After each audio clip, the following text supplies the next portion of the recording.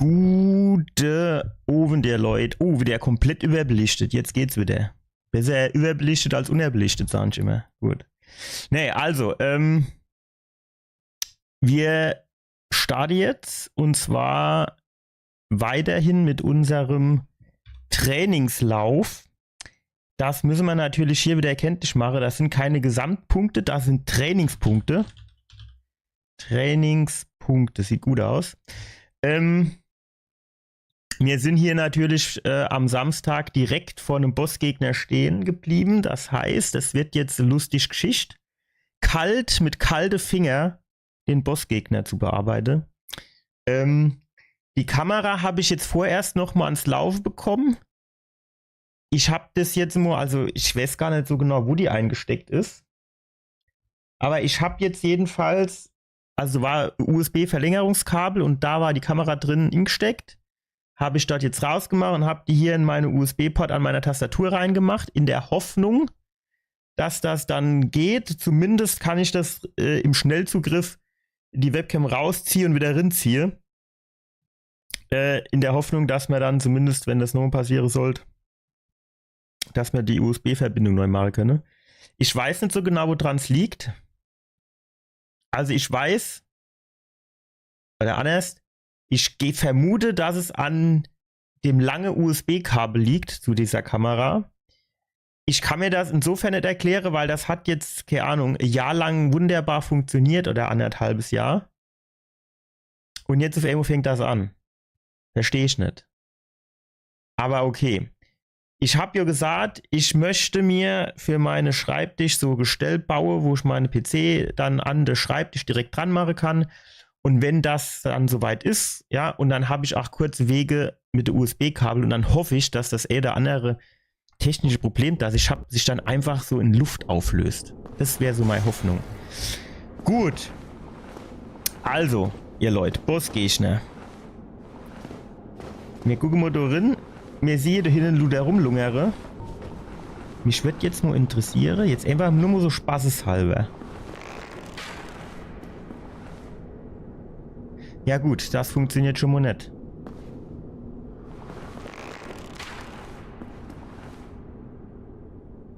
Schade, ne?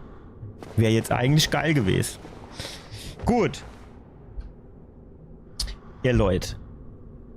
Das wird jetzt spannend und lustig. Ich glaube, ich habe mir Sense Fortress machen wir Schandstadt. Was war dann die große Leere? Machen wir 07. Da machen wir die große Leere. Machen wir mal 08. Wobei, das wäre eigentlich, runtergehendes Leuchtfeuer hole, wäre jetzt nicht das Allerverkehrteste, ne? Ich weiß nicht, ob man zu diesem Leuchtfeuer dann einen Schnellreisepunkt hat oder nicht. Dann machen wir hier 08 hin. Beim Aschsee. Oh. Beim Aschsee machen wir 09. Und dann machen wir hier Dämonenruinen, machen wir mal 10. Keine Ahnung, weiß nicht. So, Bossgegner 04 haben wir als Safe Game. Dann gehen wir da drin und dann gucken wir mal, ob wir dem vielleicht den Arsch versohlen können oder ob der uns einfach nur so den Arsch versohlt.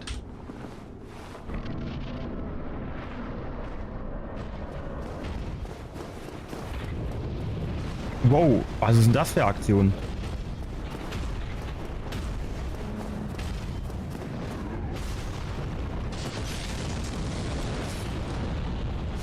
Wow, wow, wow, wow, der schnappt mich und schmeißt mich runter.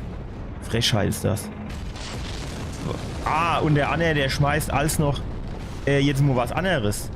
Warum in Gottes Name kriegt der dann eigentlich kein Feuerschade?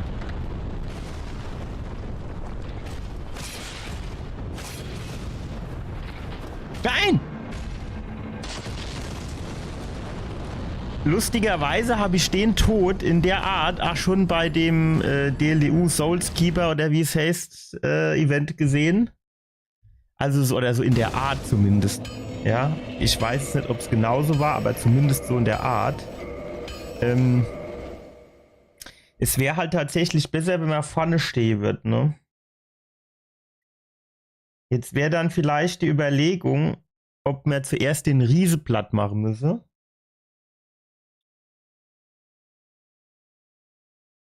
Die Frage ist, ob der Riese der Bossgegner ist, der quasi immer wieder kommt.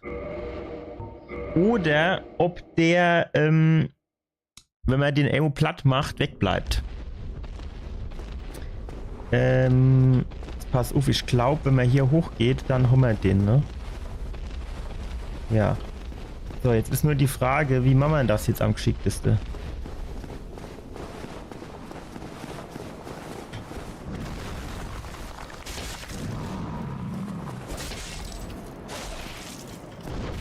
Ich sehe nichts.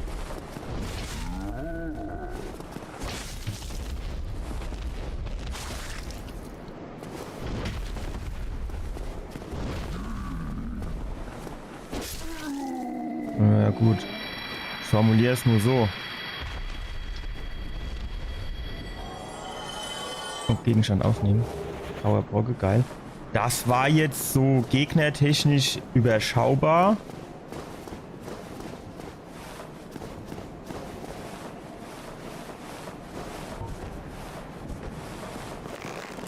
Das geht noch immer nicht, hä? Scheiße. So. Jetzt haben wir noch nicht mal was abgezogen. Jetzt geil, oder? Jetzt können wir die Geschichte nochmal angehen.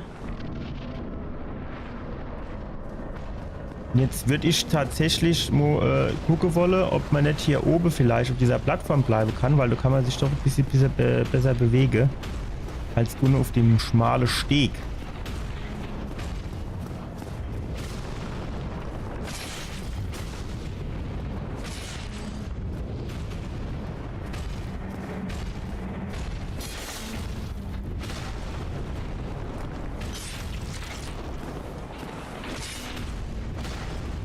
Wow, ich sehe nichts. Ich sehe nichts. Hey!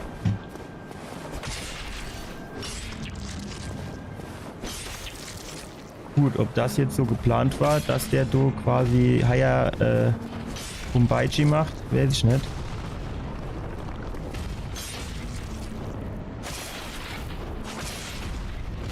Wow. Jo, aber nun mehr mit der. Aber nun mehr mit der. Vollidiot. Es geschieht gerade recht, ey. Das geschieht gerade recht. Der Dollbohrer. Tappt du einfach rum und macht, ey. Klappsack. Hoppala. Du, damit habe ich jetzt nicht gerechnet.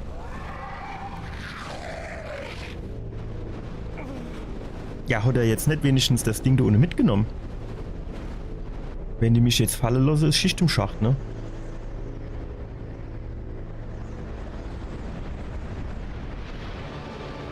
Kommen wir jetzt nur Anno Alondo, können wir danach endlich die Schnellreisen machen.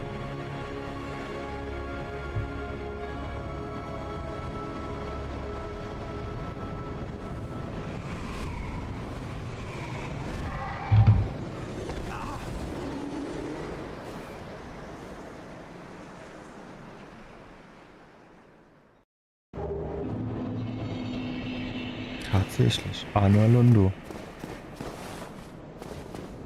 Was?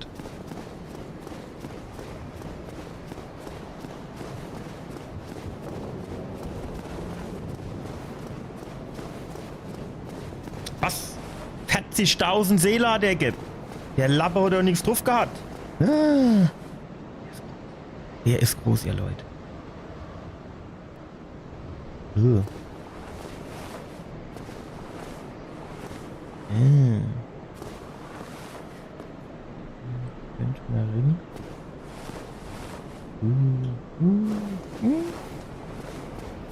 Wait a minute.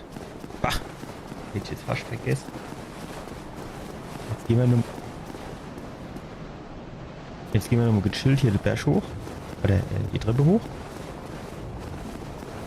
Warum bin ich so viel Treppe da runtergegangen? Und zwar ist unsere Aufgabe jetzt so Safe Games anzulegen, um danach dann nochmal einzelne Passage aufs Neue üben zu können. So, Sense Fortress, dann machen wir 09 Anor Londo. Und mache hier ein Safe Game rein. Import Rename 01 Eingang. Okidoki. So, dann kennen wir den Aschsee, können wir dann umbenennen, machen wir 10 draus. Und die Dämonenruinen können wir umbenennen, machen wir 11 draus. So, und jetzt können wir nämlich hier weitermachen. Ja, das stimmt, ne? Das muss Sense Fortress, geht er hier nur auf Anor Londo.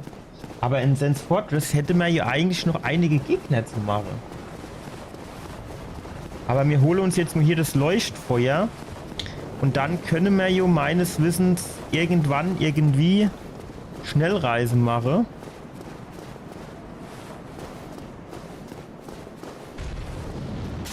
Au. Lauf. Ey, lass mich vorbei. Kann ich den von hinten machen? Nee.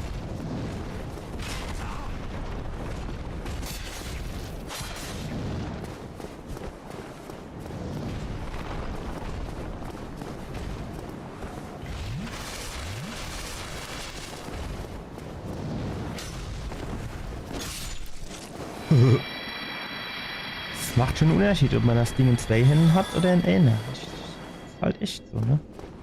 So ist nix. So. 2.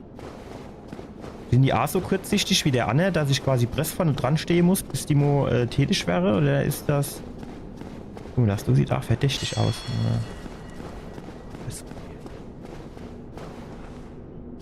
Ja.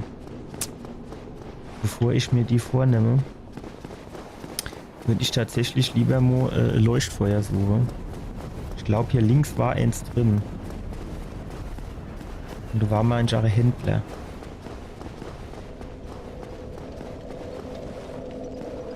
Geil. So. Jetzt du mir jetzt zuerst mal aufsteigen.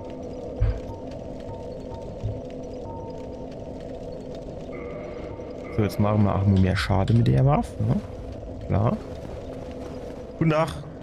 Welcome to the Lost City. If you seek Lord Gwyn's old keep, exit here. If you are the chosen one, what follows thereafter? Guck mal, ich bin jetzt hier schon quasi fast halb durch mit dem Spiel und ich kann noch immer Maestus Flakuns. Ach, dann kriege ich 10 von der, oder was? If not for me, what a gatekeeper. The bonfires attended by the keepers they are linked to one another. Yet never shall the keepers of... Aha. Shit.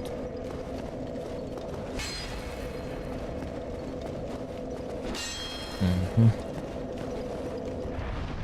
Zauberei entfachen, aufsteigen, verlassen, Aushöhlung. Ich könnte schwöre, dass man ab hier dann die Schnellreise hatte.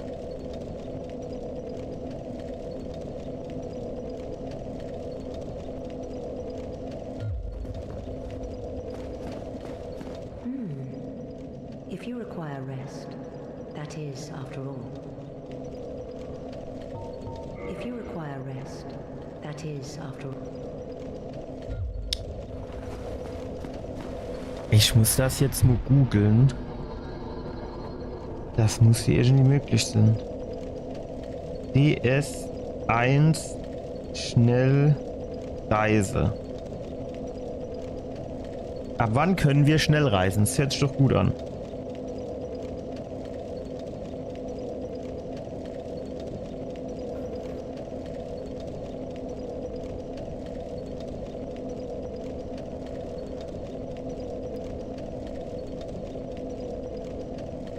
Also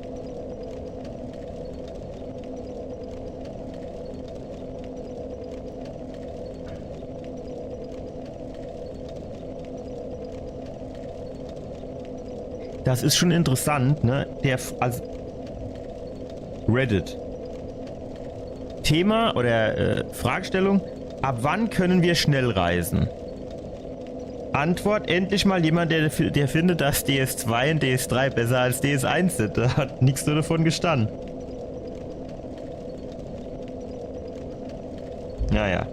Gut, also, wir müssen hier 2 Gegner killen. Hier steht da nichts leichter als das. Das sind ja alles Fallobst quasi.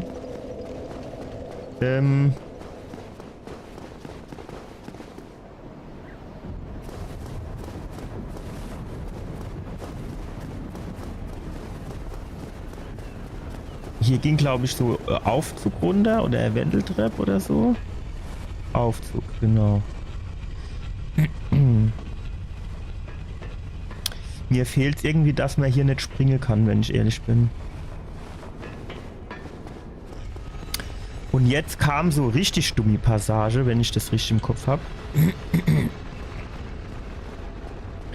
Mit so irgendwelche Schießtypen und so. Was bist du für einer?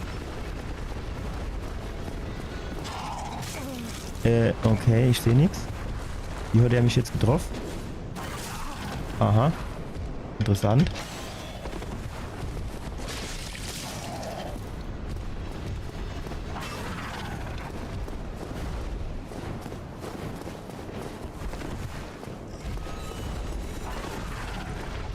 Aha, mit seinem epischen Schwanz hat er mich getroffen. Der Golech.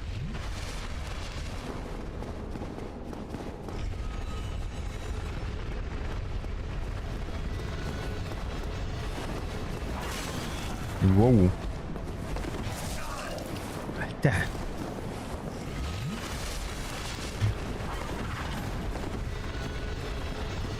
Bleib jetzt mal auf dem Boden.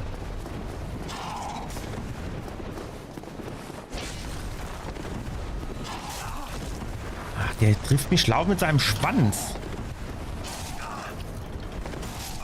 Jetzt hängst du in der Ecke fest. Du kennst ich sowas von Kotze, ey.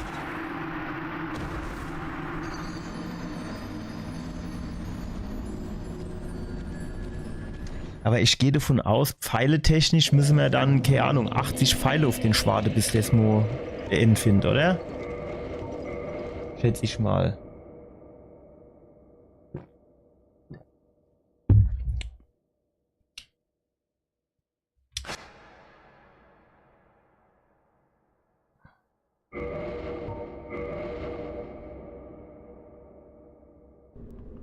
Ach, übrigens, habe ich noch gar nicht erzählt. Gut, dass ich jetzt dran denke. Gestern, Montag? Ja, gestern habe ich eine Probefahrt mit einem Tesla Model Y gemacht. War eigentlich ganz lustig. Also man konnte dann über die Tesla-App, konnte man quasi das buchen. Und ja, grün Leist war leer, ne? Und dann ist man dorthin gefahren, hat gewartet bis zu der Uhrzeit, die man vereinbart hat. Und dann konnte man starten oder Model Y finden oder wie auch immer. Fand ich jetzt eigentlich ein bisschen blöd. Also ja, ihr Tesla ist grau. Ah, ist ja geil, du stehst 6 Stück. Grau ist halt auch ein Stück weit Definitionssache, sagen wir mal, ja.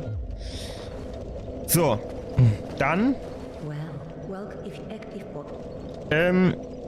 war das tatsächlich, wie soll ich denn sagen, also schon ungewohnt, weil das ist schon sehr minimalistisch. Jetzt nicht schlecht, aber halt anders.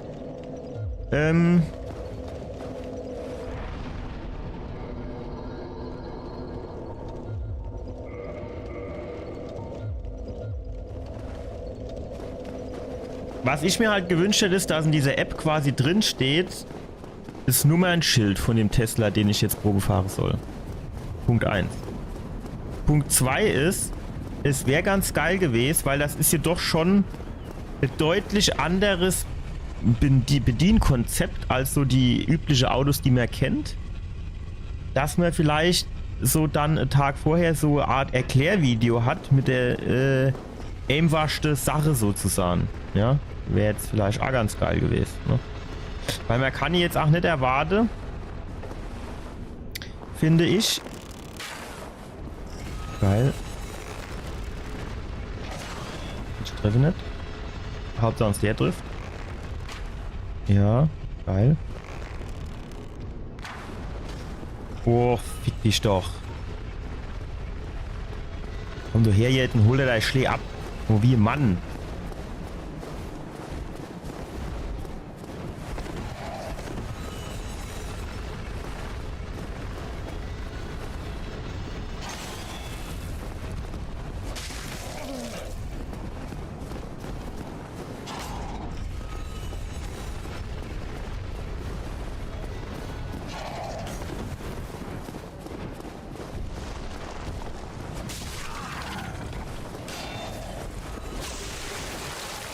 Geil. Vorbei, haha.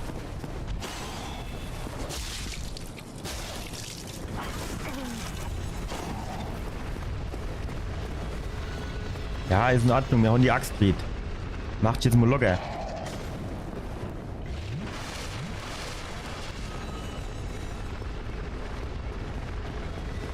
Mit dem Schild ist es deutlich angenehmer. Okay, gegen den Angriff hilft das Schild nichts. Gegen den schon.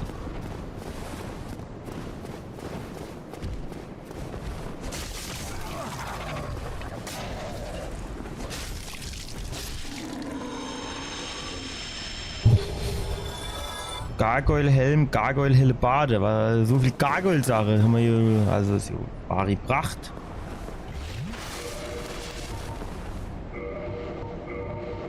Kann das was? Gargoyle-Axt. Die hier. Ja. Für uns jetzt nicht so geil. Dann hatte man noch eine Gargoyle-Hellebarde. Würde sagen, für uns jetzt auch nicht unbedingt der Bringer, oder? So, und jetzt konnte man irgendwie hier entlang gehen.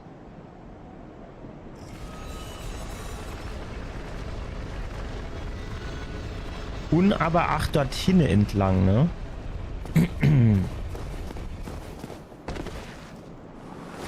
Ah, ne, da kommen wir hier und drunter durch. Gibt's hier Item?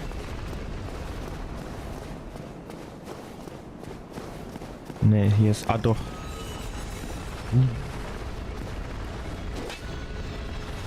Ich wollte gerade sagen, hier ist nur Wanderdach, aber Dämonentitanit.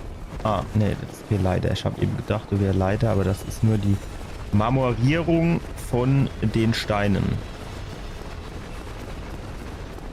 So, wo geht's jetzt hier hoch?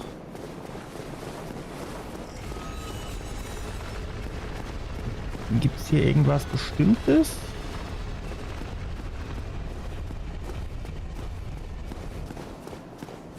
Nee, ne? Und hier ist quasi auch.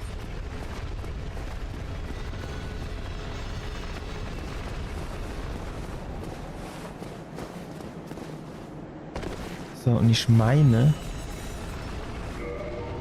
wir machen mal Safe Game.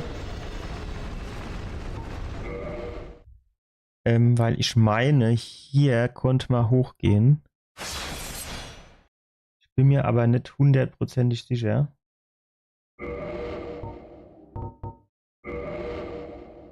Dann schauen wir mal.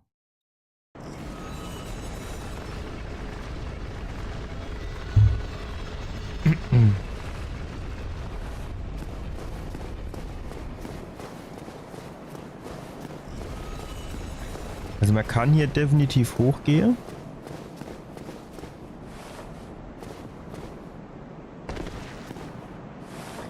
Man kann hier sehr knapp runterfallen. Wenn ich auf der anderen Seite von dem Ding lande, habe ich wahrscheinlich die Arschkarte gezogen. Wow. Tschüss. erschreck mich doch nicht so. Hör auf! Ich glaub's hackt. Stell dir vor, du triffst mich.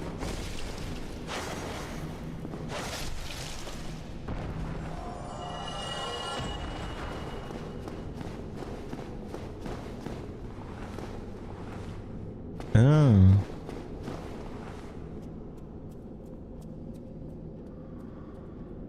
Ich habe eigentlich irgendwie gedacht... Ah, hier ist leider. Ah, ja. Passt.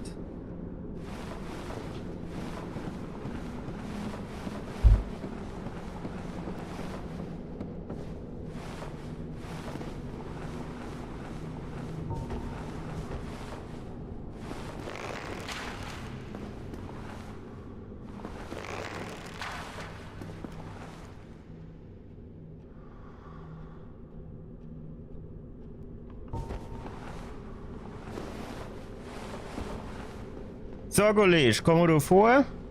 Nein. Nein. Du sollst zu mir kommen. Der will nicht zu mir kommen, ne? Merken das.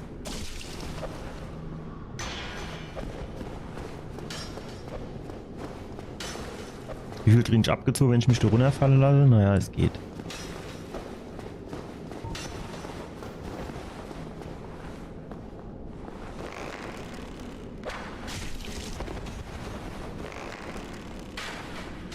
Ah, kommt der jetzt doch runter?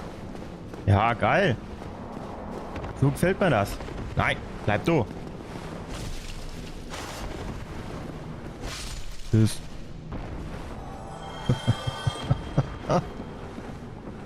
Lappe. So. Jetzt.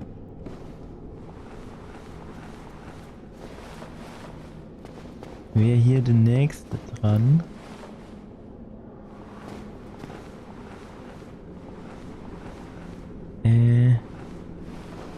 Fürchte allerdings, der ist ein bisschen weit weg, ne, für meine Auge. Nö. Ja, geil. Wenn wir dann schon mal dabei sind, kann der schön hier vorkommen, würde ich sagen, oder?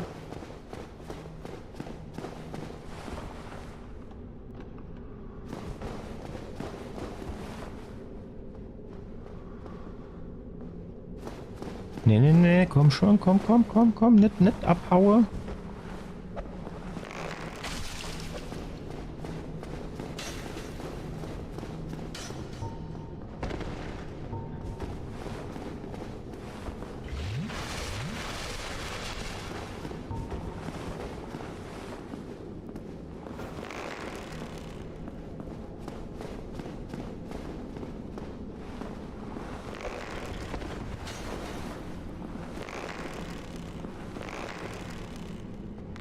Jetzt läuft er wieder vorwärts. Hit.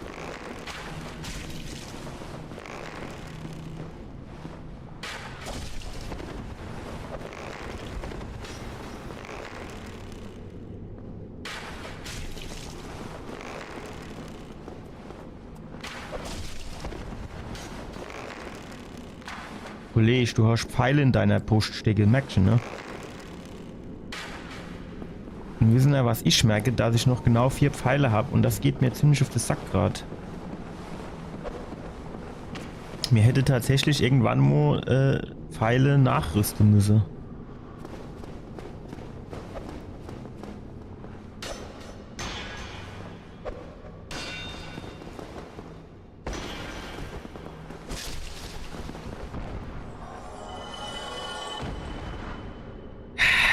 Das fühle ich gerade nicht so sehr, wenn ich ehrlich bin.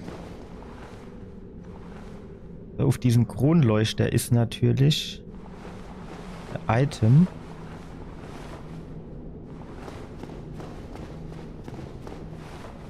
Die Hoffnung wäre, dass wir den runterschwaden können. Geil.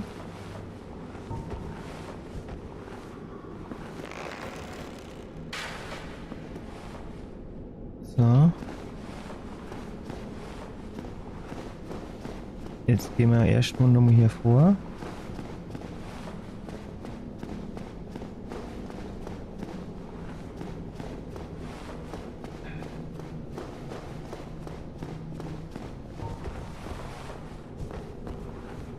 Wait. Nicht abhaue. Ich bin noch nicht fertig mit dir.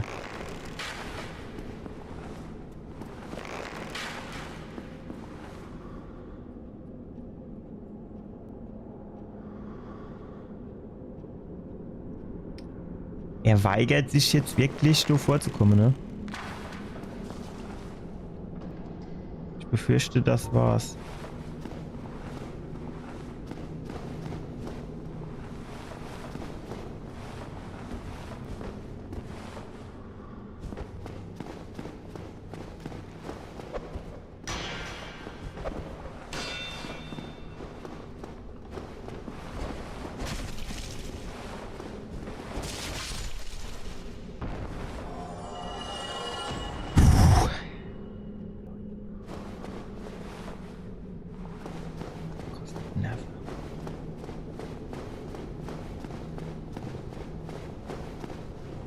Ich hoffe, ich habe jetzt niemanden übersehen.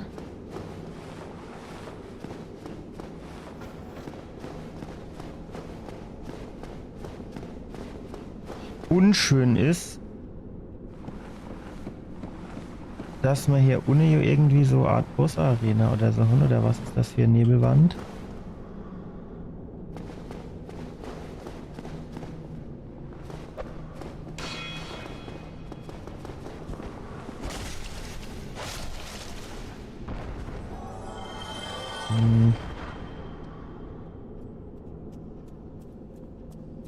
Oh, weiß ich jetzt nicht so genau. Machen wir Ammo Safe Game.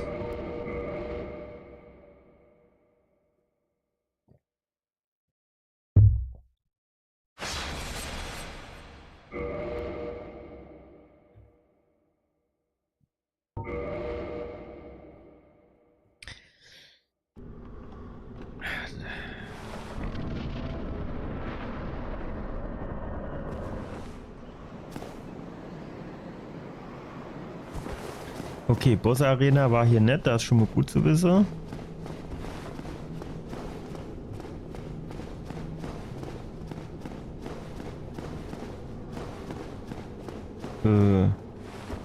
Okay, hier geht's jetzt nicht weiter oder so.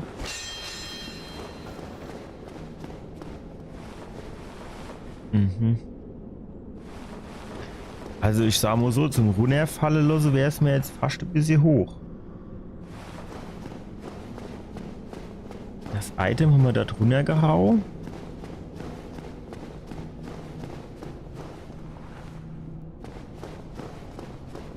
Wahrscheinlich müssen wir dort vorne mit dem Aufzug runter oder mit der Treppe oder was das ist. Und dann kommen wir von unten wieder in das Ding rein. So, was ist das hier jetzt für ein Rad? Das kann man hier mitmachen. Ah, da konnte man ja, glaube ich, den ganzen Turm drehen, oder wie war das, ne? Okay. Okay. Wow, Alter! Jetzt mal ohne Scheiß.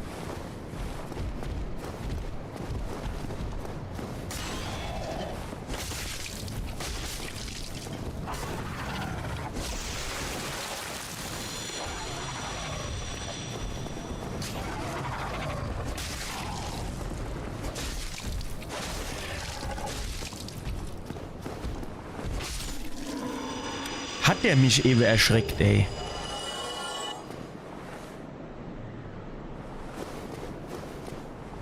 Okay, hier, genau, da war diese komische, dumme Stelle. Dort hinten war, ach, glaube ich, noch mal ein Schmied. Ne, wart. Geht der jetzt hoch oder runter?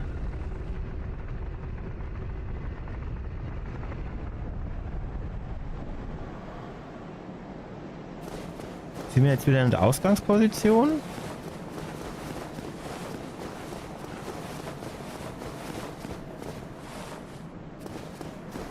Hebel ziehen? Okay. Ah, jetzt sind wir hier ganz unten. Okay. Ja, okay. Gut, da wollte man ja eigentlich auch hin, ne? Haha, ja klar.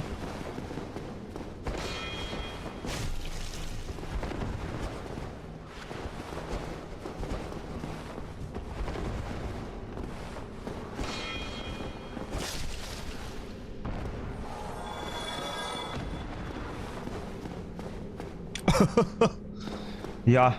Ey, oder 2 hätte nicht gereicht, ne? Ist klar. Ey, du müsst mir jetzt so richtig geiler Fläche-Schade machen können, ne?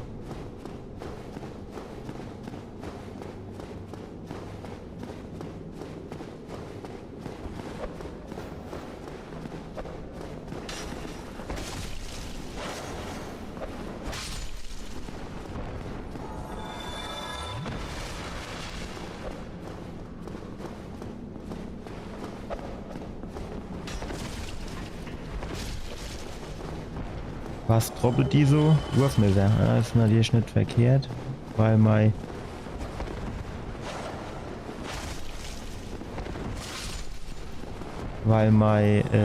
Bogen leer ist.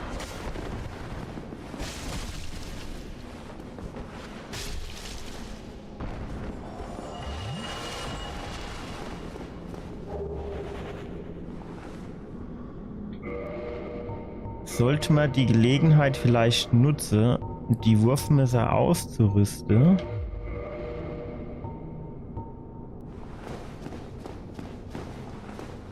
War das eben nicht mehr Gegner? Ah, da hinten stehen noch ein paar.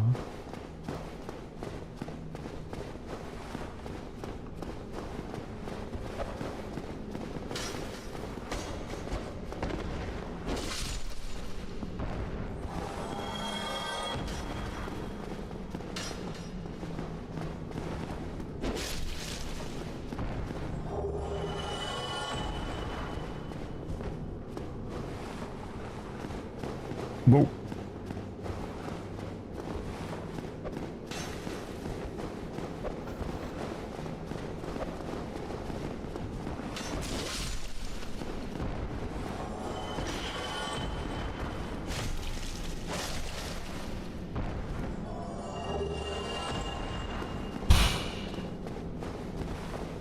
War hier nicht noch links und rechts ein paar? Hat gedacht.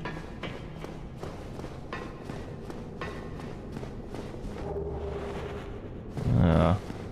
Hätte man sicher auch keine Spare, jetzt mal ohne Scheiß.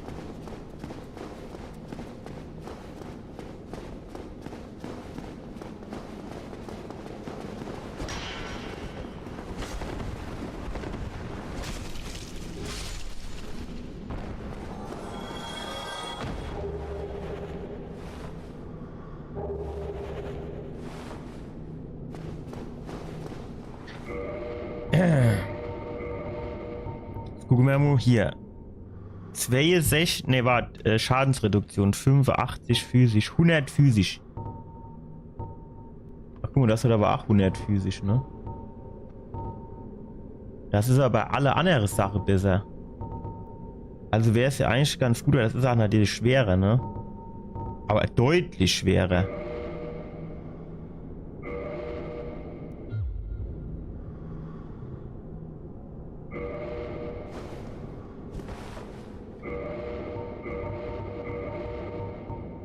Und das braucht Stärke 34. Na gut, da müssen wir vielleicht die Stärke tatsächlich mal ein bisschen aufleveln, ne? Hier konnte man, glaube ich, irgendwie ins DLC gehen, wenn man das untersucht, aber das wollen wir jetzt vielleicht erstmal nicht machen.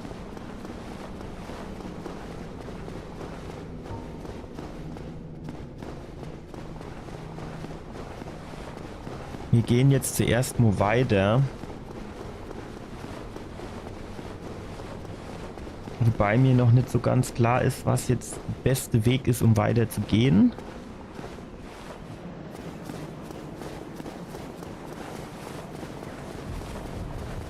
Also Punkt 1 wäre jetzt erstmal die Überlegung, kann man hier weitergehen? Nee, ne? Du bist tot. Also. So, dann wäre die nächste Überlegung, wo kommen wir hin, wenn wir hier die Treppe runtergehen?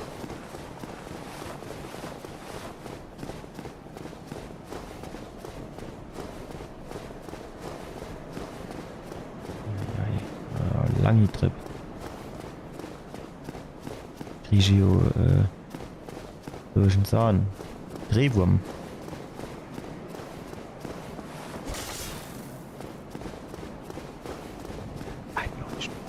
Ein Leuchtfeuer. Geil. Ein Leuchtfeuer. Ah, das ist wahrscheinlich, wenn du hier ohne bist, um die Brücke zu holen, ne?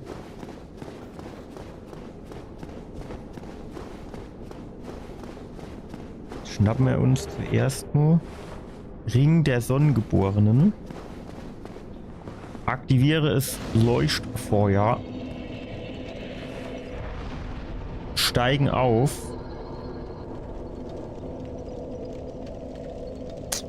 Wir machen die Stärke trotzdem mal vielleicht auf 32, dass wir das eine Schild hier benutzen können. Und theoretisch müsste man doch hier mit diesen ganzen Dinger hier irgendwie... Wie viel gibt das? Ich glaube, 8000. Das reicht aber noch nicht, oder? Ne, fehlt noch 1000. Naja gut, das wird sich wohl machen lassen, oder?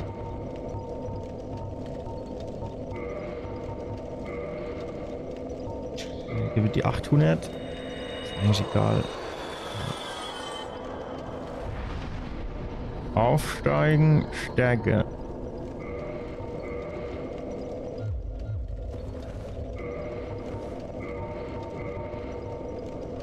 Ne, 34 war's. Arschlecke.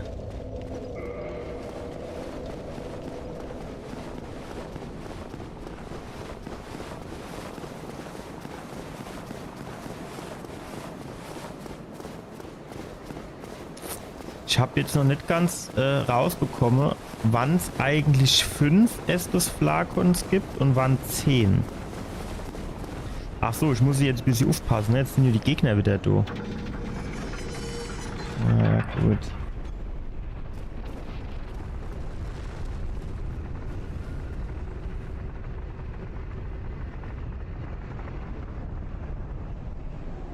Also zum Beispiel dieser Gargoyle.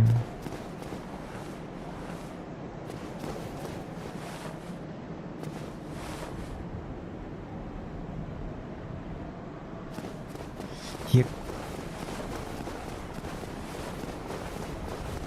konnte man auch hochgehen oder ist das die Eingangshalle ganz vom Anfang? Das ist das, wo wir eben hochgegangen sind, oder? Ja. Was macht denn hier so Krach?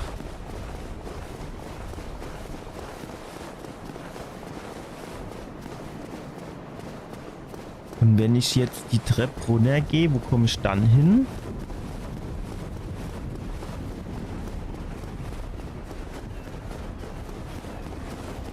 War der, aber der Aufzug war eben noch eins weiter oben, oder?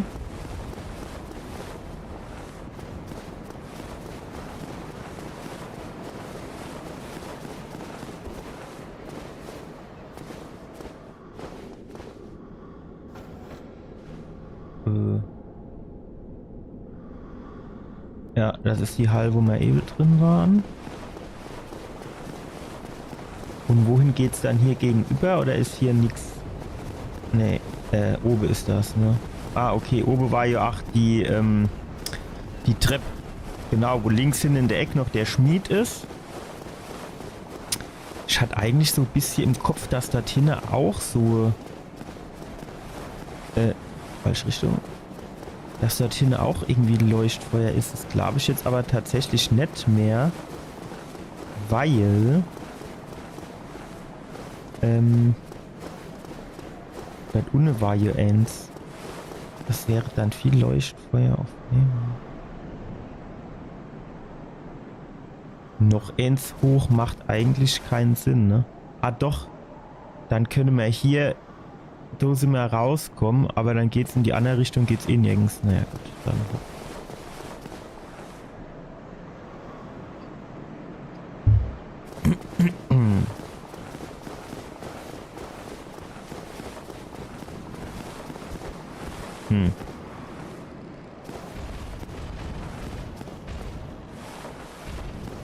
Genau, mir wäre es lieb, wenn einer von euch kommt.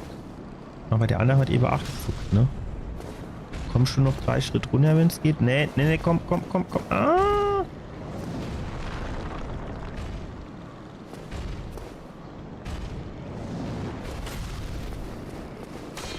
Oh, den habe ich nicht kommen gesehen, wenn ich ehrlich bin.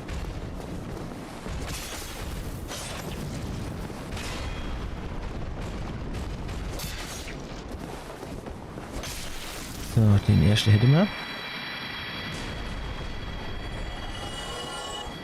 Und dann können wir uns jetzt dem zweiten widmen. Also wenn ich mir jetzt überlege, ne, wie ich das erste Mal gespielt habe,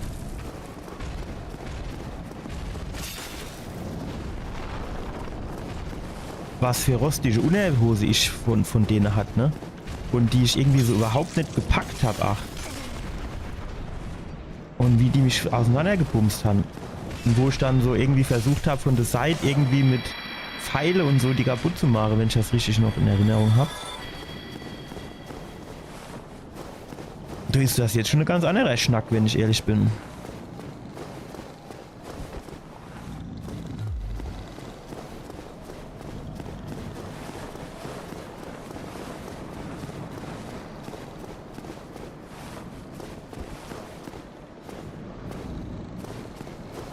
Achso, und die haben irgendwie so Blitzgedöns gemacht, wenn ich das richtig im Kopf habe.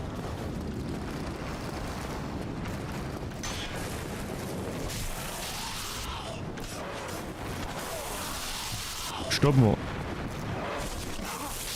Wow, da sind nur 3. Habe ich mich wieder verzählt eben.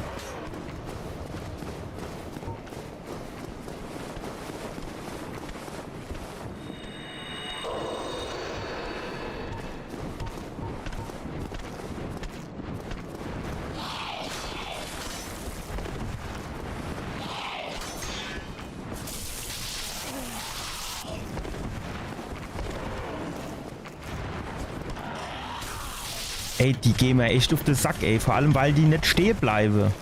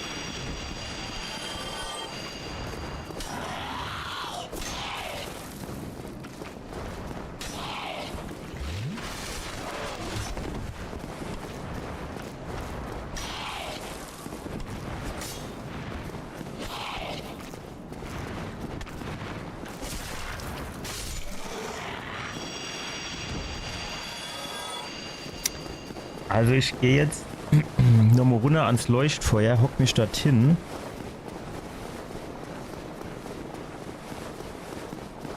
Und mach dann ein Safe Game, weil die Passage hier, die ist echt assi.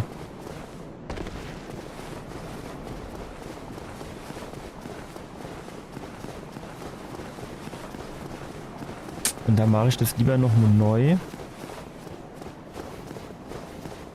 Hier war diese Halle, ne? Oder? Warte mal. Nee. Doch, vielleicht. Doch, ne? Ja.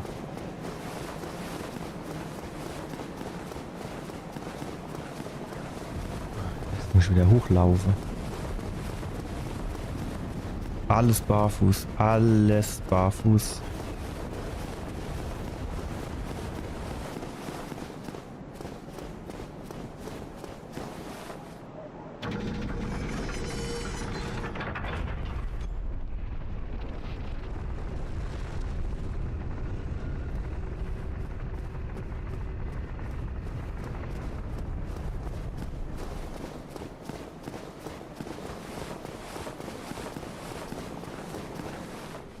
Ne, hier war... Hä?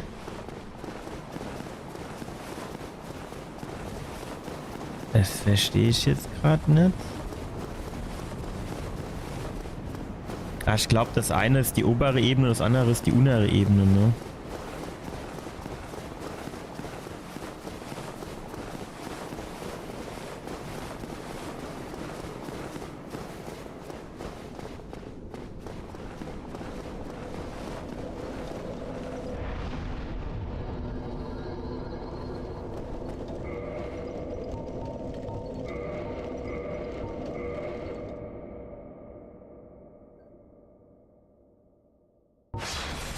So.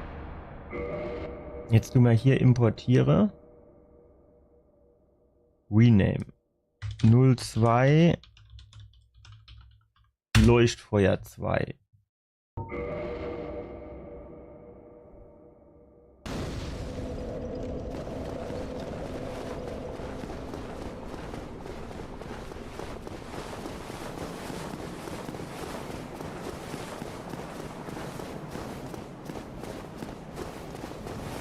Wenn wir Schnellreisen machen können, gehen wir zurück zum André und in Sens Fortress. Weil in Sens Fortress gibt es noch mindestens 9, ja sogar noch mehr, 12. Ah, der Iron Golem haben wir gepackt, 12 bis 15. Ich weiß nicht genau, wer der Ricard ist und ob man den gemacht hat oder nicht.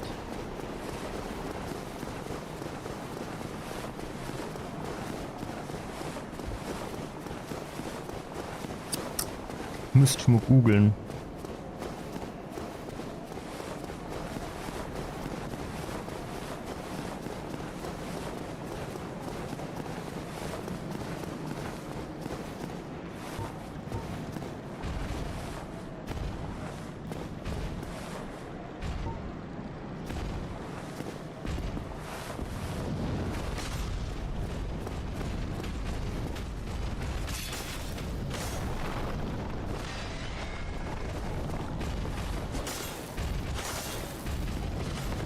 Sagen wir mal so, wenn sie jetzt beide gleichzeitig kommen, ist natürlich nicht so geil.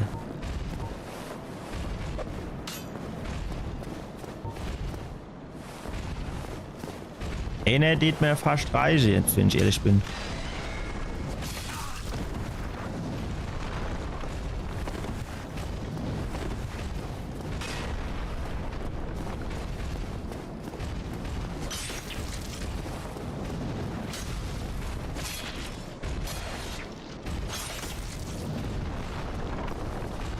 Hä?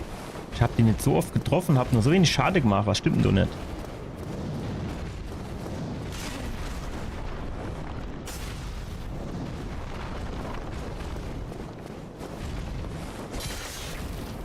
Ja, ich treffe zu oft das Schild, ne? Ich muss hinter denen kommen.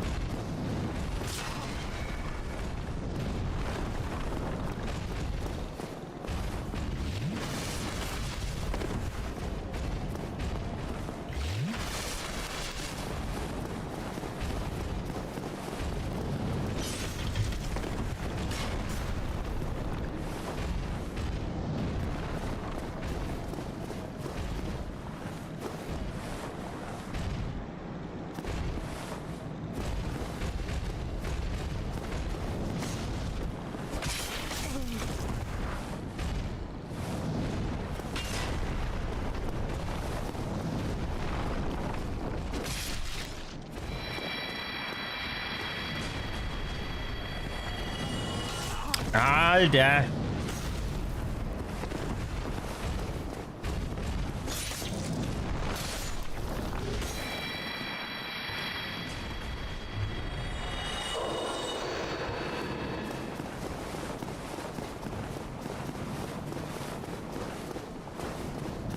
Die Unwahre halt scheiße und sind scheiße.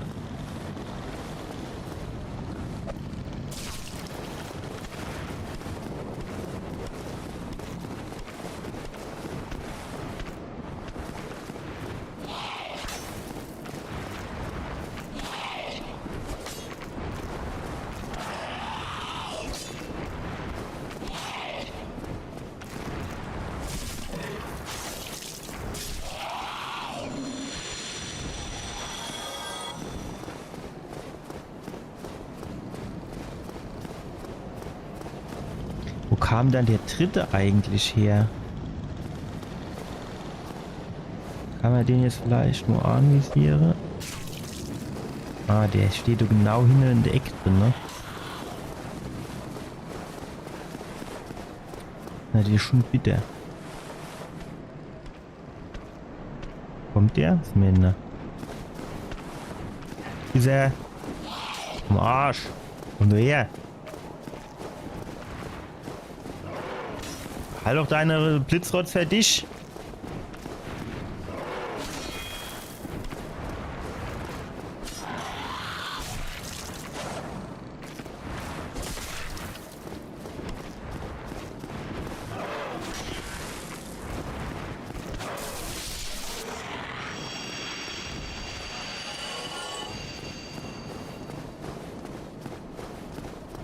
So, und jetzt wäre die Frage... Ne, die Treppe hatte Geländer, ne? Dass man uns hätte können, so, dass man so Angriff von oben hätte machen können.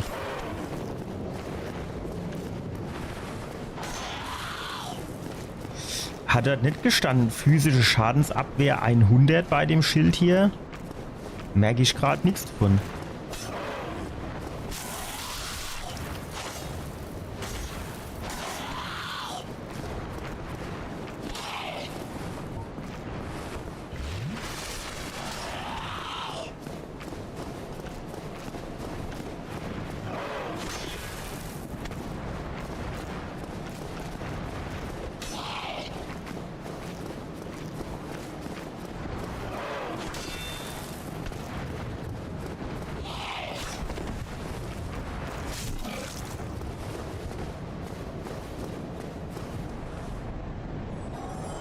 Sagen wir so. Theoretisch hätte er ja Flügel.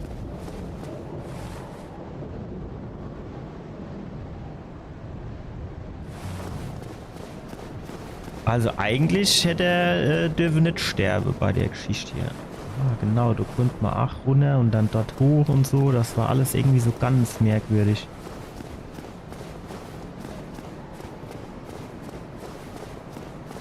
Hier war, glaube ich, nichts zu holen. Und auch nicht. Okay. Gut. Dann mache ich mir hier jetzt, glaube ich, direkt nochmal ein neues Safe Game. Also da müsste ich mir echt was überlegen, wie ich gegen die kämpfe am besten, wenn es soweit ist. Ob ich zum Beispiel die Steinrüstung anziehe.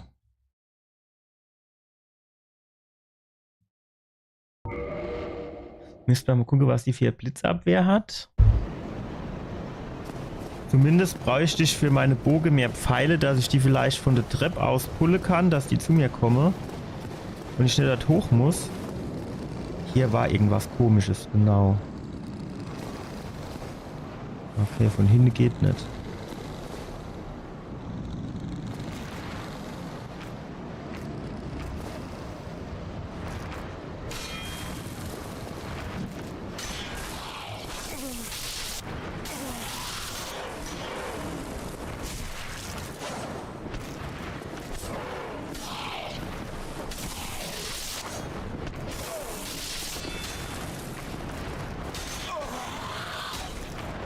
Ja, jetzt kommt von oben noch der andere, der Scheißdreck schießt.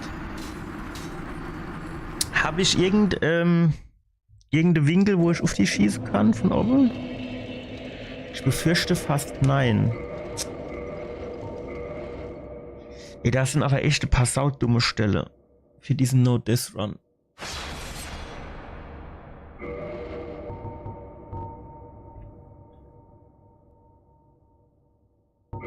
Das sind echt ein paar saudumme Stellen.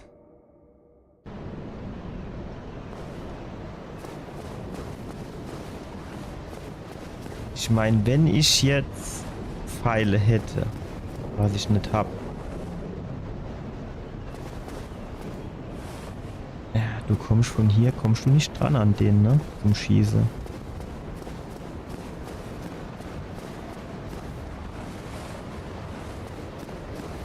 Und von hier kommst du auch nicht dran. Und wo ist der von hier oben irgendwie geschossen hat?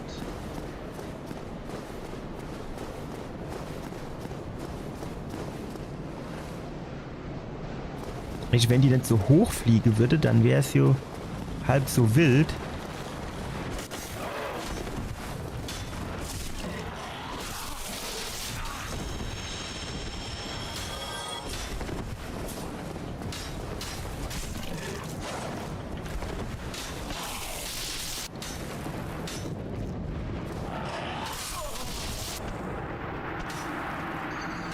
Ich hab doch mein Schild oben gehabt.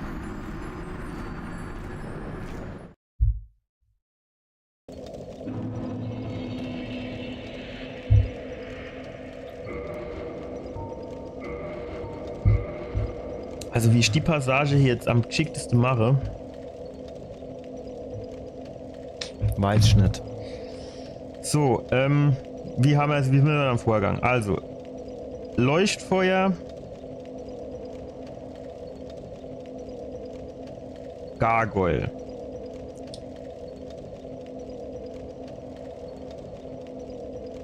Links Balken hoch.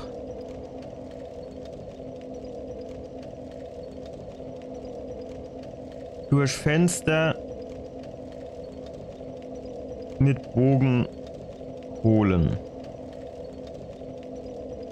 Und vorne kämpfen. Dann Kronleuchter ignorieren.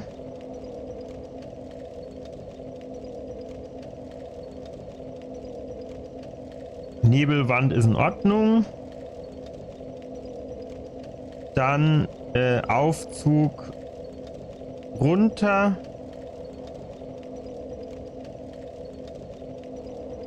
Gargoyle aufpassen. Dann Halle. Dann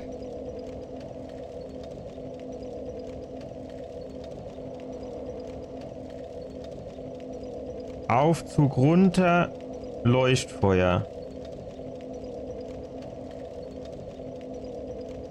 So, und dann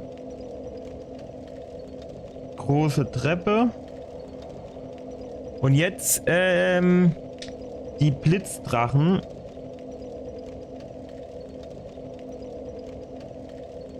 Einzeln. So, und dann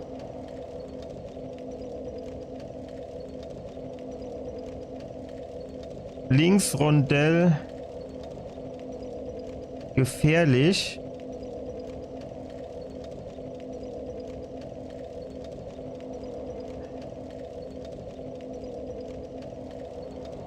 So, weil hier und hier stehen auf beide Seiten Gargoyles.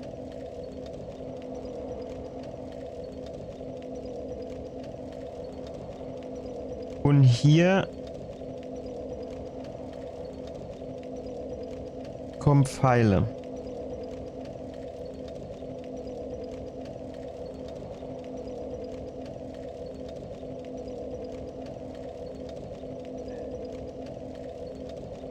Hier ist ein Gargoyle, hier ist noch einer und hier ist noch einer. Wow. Was? Nee. Doch, Bad. Doch. Titelbild. Wir müssen jetzt hier neu laden. Load.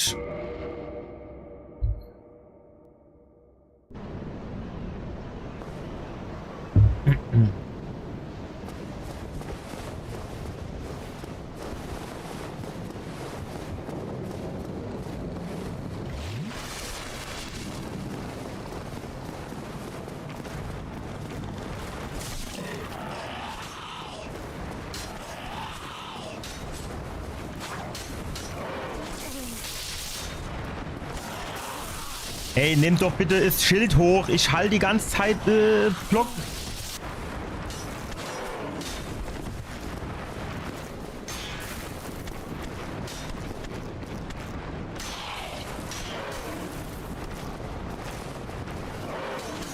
So, kommen die uns hochgerannt, wenn wir hier wieder hochgehen? Alter! Du bist ja, und der andere schießt auch noch von der Seite. Warum schießt denn der eigentlich beim Hochgehen von der Seite, aber nicht beim Runtergehen?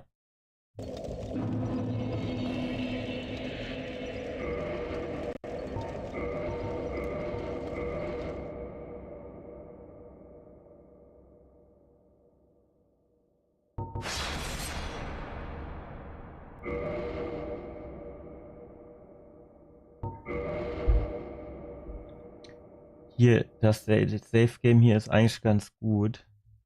0-3. Rondellfalle.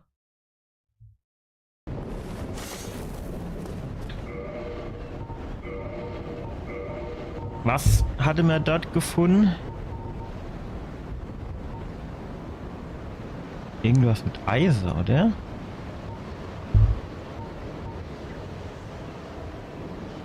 Blitzabwehr, Sekt.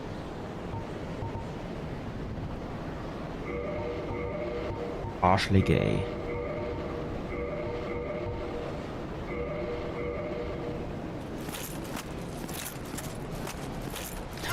Es macht jetzt schon was ganz anderes daher, wenn ich so da runter schlappe.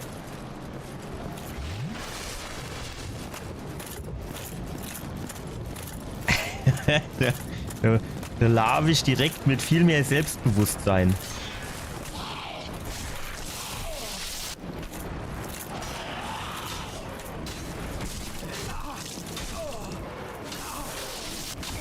Aber man muss natürlich sagen, das bringt gar nicht so viel.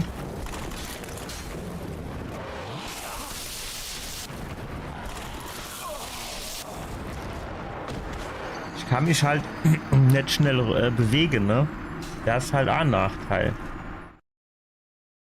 Weniger schade wäre, wenn die nicht von beiden Seiten käme und ob der auch noch schießen wird, dann wird sie wahrscheinlich noch fast gehen.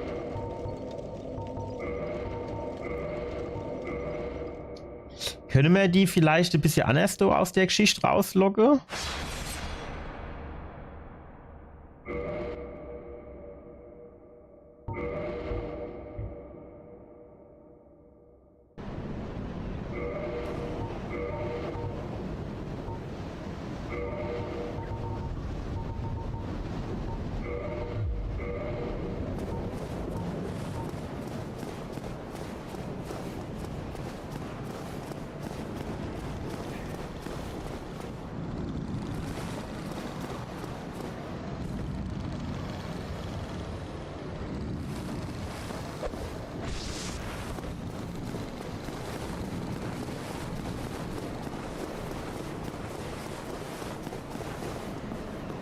Ja, zuerst mal. Jo, natürlich. Wo ist der dann überhaupt?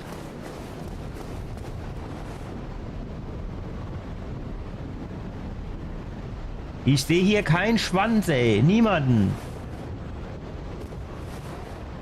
Hinten leicht?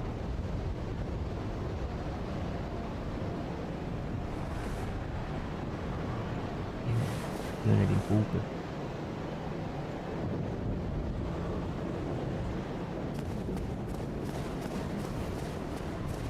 Wenn ich hier runter gehe, kommt man nochmal hoch. Geil.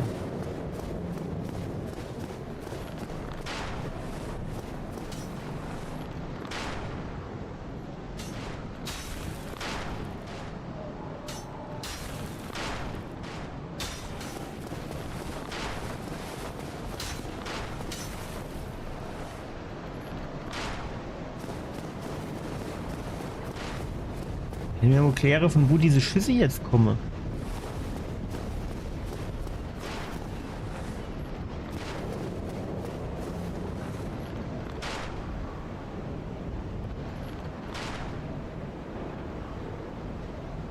Ich sehe nicht, von wo die Schüsse kommen.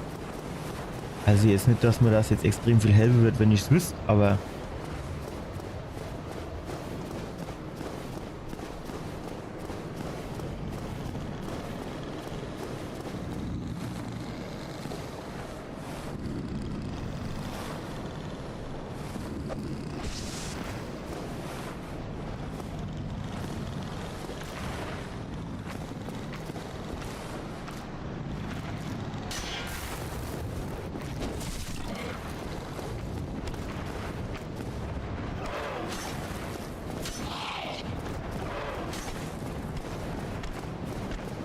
Nee.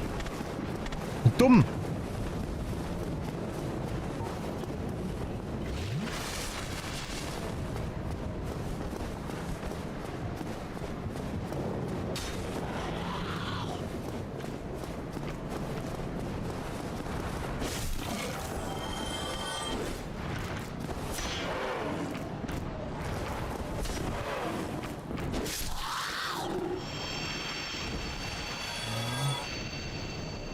Also im Grunde genommen müsste ich jetzt hingehen.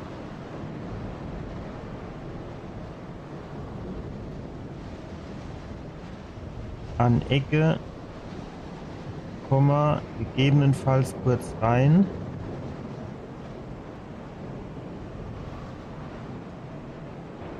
Zurück auf Steg.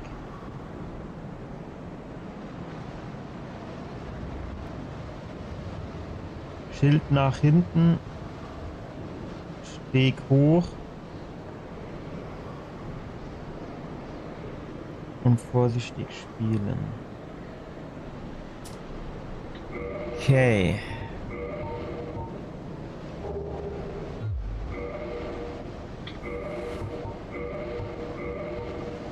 Jetzt gucken wir mal, wie viel Zufall das war.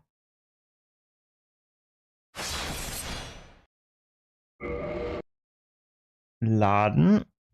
Fortfahren.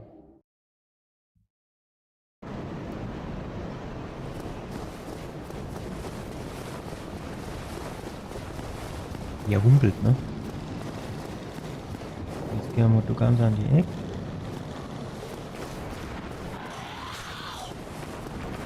Dann nehmen wir mal hoch.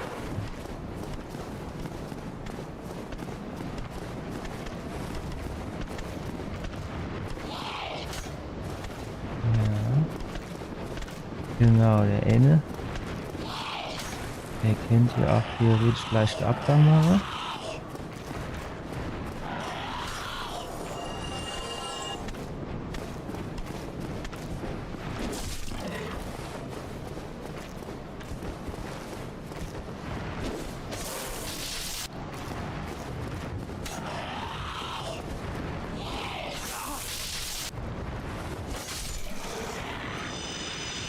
Ja, das kriegt man eigentlich so hin. So.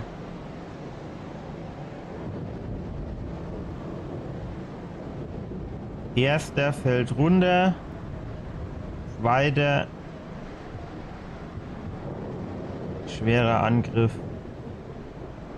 Mit der Claymore. Müssten wir eigentlich hinkriegen.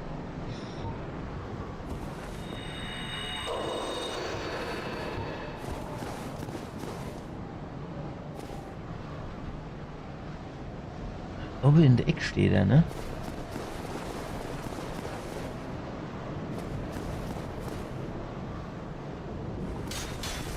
Aha, das gibt's auf beide Seiten einer, ne? Das gibt's einer. Aber auf der anderen Seite gab's auch einer.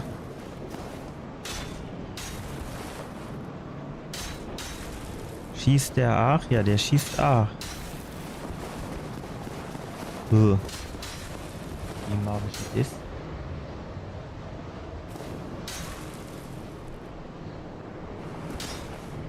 Ich schieße und treffe ja theoretisch, bis ich dann oben bin, ne?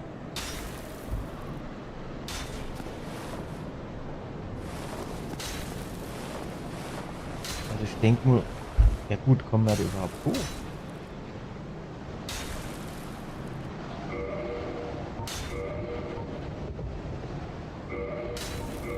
Weil die Bank, normalerweise kann der jo so Hindernisse nicht hochklettern.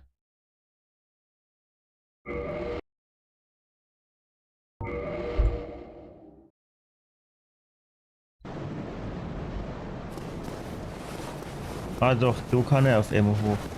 Das macht natürlich Sinn, ne?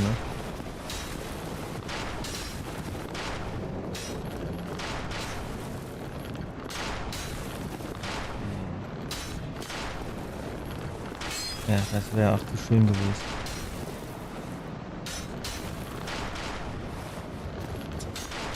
Ich weiß halt jetzt nicht so genau, wie sieht es denn auf der anderen Seite von dem Teil hier aus. Ah, das kann man auch weiter hoch. Dann müssen wir ja mal auf jeden Fall rennen. Ah jo, natürlich. Packleiser runtergeglitscht.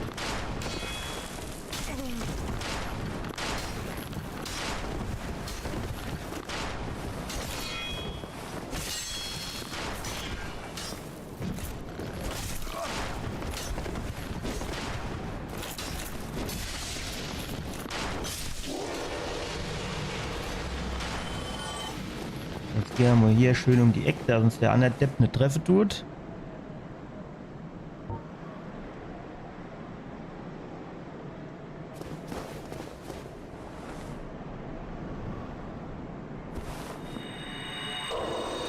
Ich traue mich nicht hier runter zu springen, weil ich... Ja genau, das wäre jetzt genauso viel gewesen, wäre ich draufgegangen. So und hier... Aber hier kann doch jetzt nicht... Hier kann kein Bossgegner kommen, oder? Nur so eine Passage, ohne dass man sich aufladen kann am Bonfire. Das kann nicht sein. Das glaube ich nicht.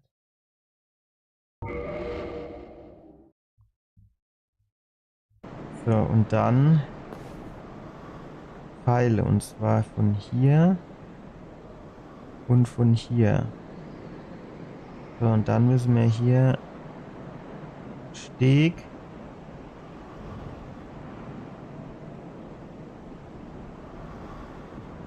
von dem Pfeile hochrennen.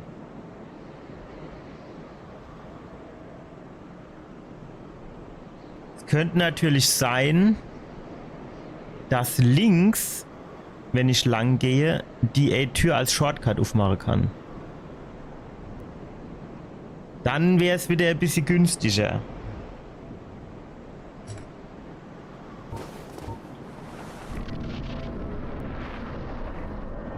Okay, es kam erst nur kein Bossbalg.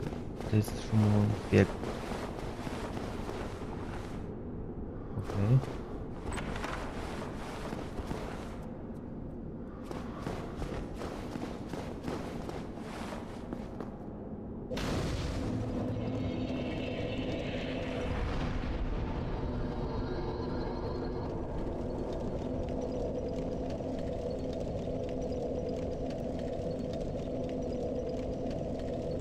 Linke Tür.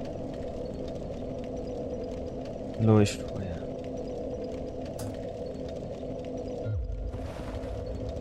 So, jetzt machen wir hier nur Safe Game, würde ich sagen.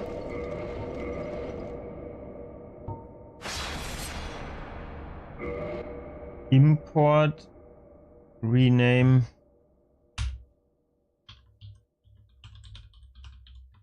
Leuchtfeuer 3.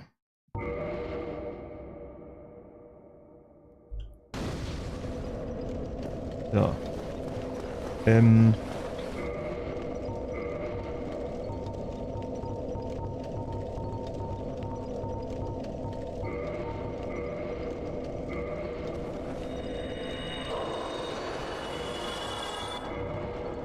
Jetzt nur noch ein bisschen aufleveln.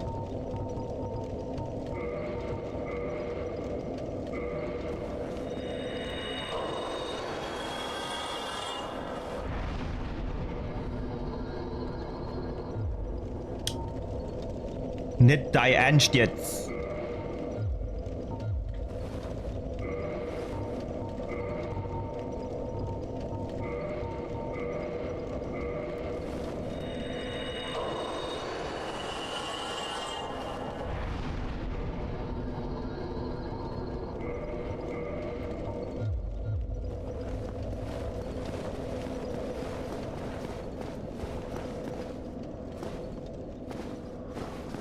Kann man die Tür hier aufmachen? Ja. Okay, der eine Ritter hier.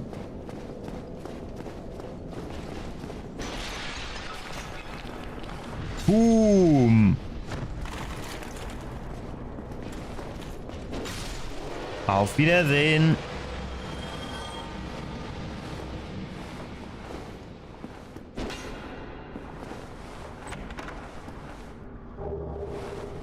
Sonnenlichtmedaille. Ich wollte ja auch nur noch gucken, was das eine für ein Ring war. Verstärkt Wunder. Ja, ist gut. Das brauchen wir jetzt halt mal wieder genau gar nicht.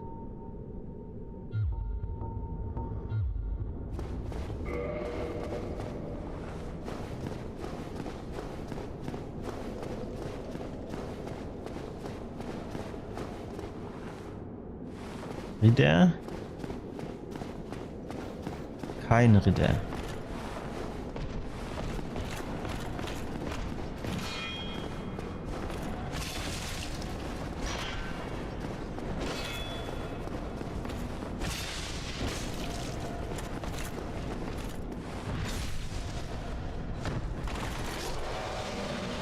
Guck mal, jetzt haben wir doch hier eigentlich 34. Jetzt müssen wir das Schild doch auch nehmen können.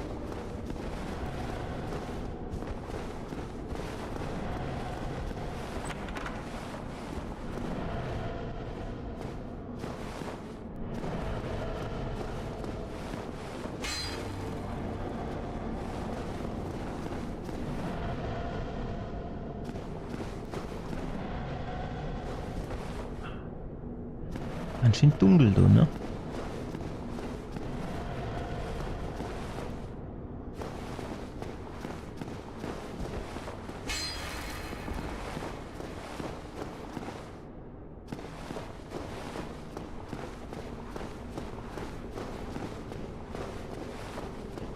Jetzt ist eine Mimik.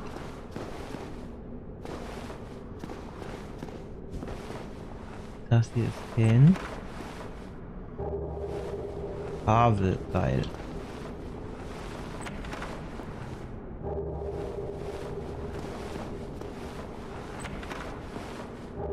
Havels Großschild, geil. Drachenzahn, das ist dem sei Keule, ne?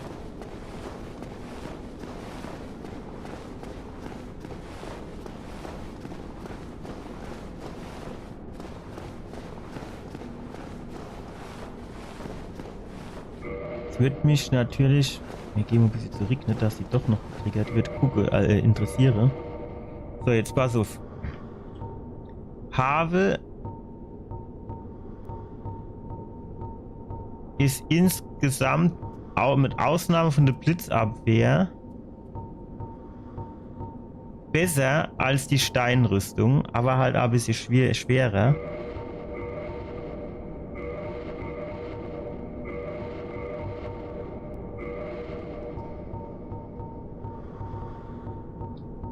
Und Schild.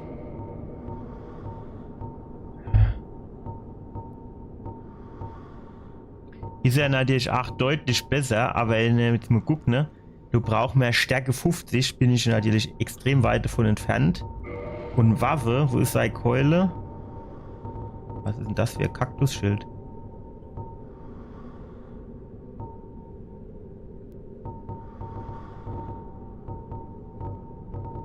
Du, Drachenzahn. Oh, Alter. Ach, was das sehr schade macht, das Ding, ne? Geil. Stärke 40.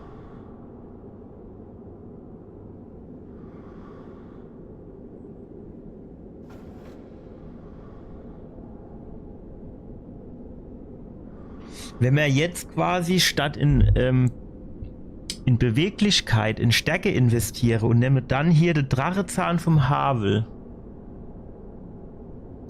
müssen wir beim Schmied gucken, ob man den in irgendeiner Form aufrüsten kann und ob das überhaupt sich dann lohnt.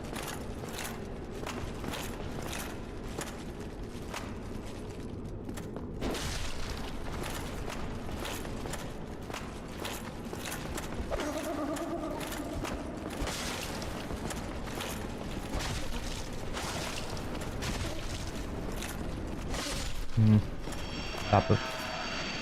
Lappe sah ich doch nur. Okkulte Keule.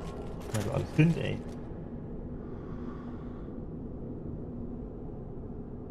Ja, ich glaube, aber ich habe hier noch nichts gemacht, wo ich in irgendeiner Form in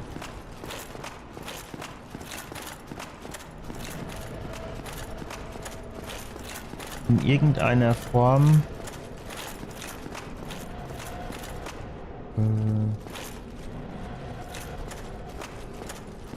hier ist noch. Ja. Ich habe hier noch nichts gemacht, wo ich in irgendeiner Form Punkte bekommen wird. So, was hatte mir angehabt?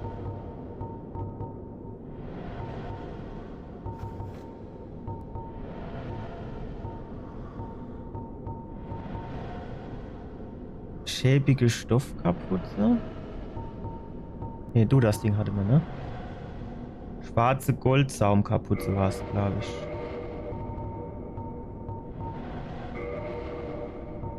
Obwohl, das sieht irgendwie anders aus. Oder? Warte mal, wenn wir jetzt hier noch so Rock anziehe. Jo. Blutbefleckter Rock.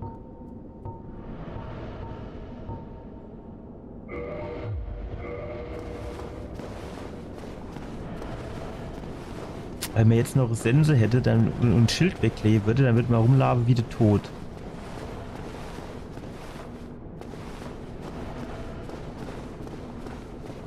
Okay, noch ein Mimik. Wären wir jetzt übermütig?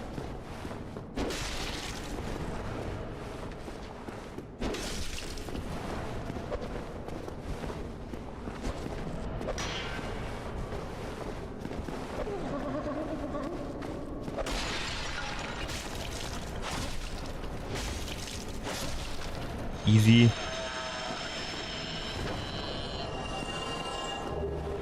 Silbermünz.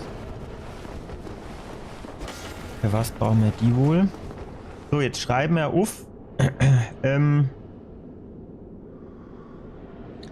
Gang unter Wendeltreppe. 5 Kisten. Eine Mimik. Und Havels Rüstung.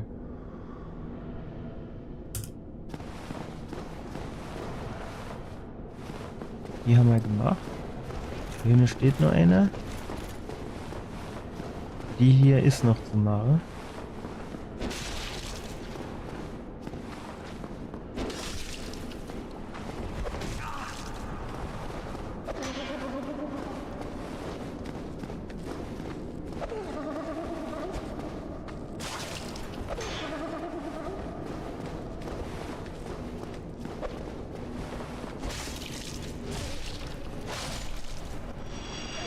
Easy peasy. Mir ist zwar so ein bisschen, habe ich rostig unerwischt geredet, weil da hat jetzt 8 wieder nur ein Schlag gefehlt wahrscheinlich oder maximal 2, dann wäre ich wieder platt gewesen. Aber stark. Okay. Seit wann machen wir kein Back-Step-Angriff mehr oder wie das heißt? Ach doch nur so von hinten Angriff jetzt. Ja, geht doch. Schöner Arschbohrer.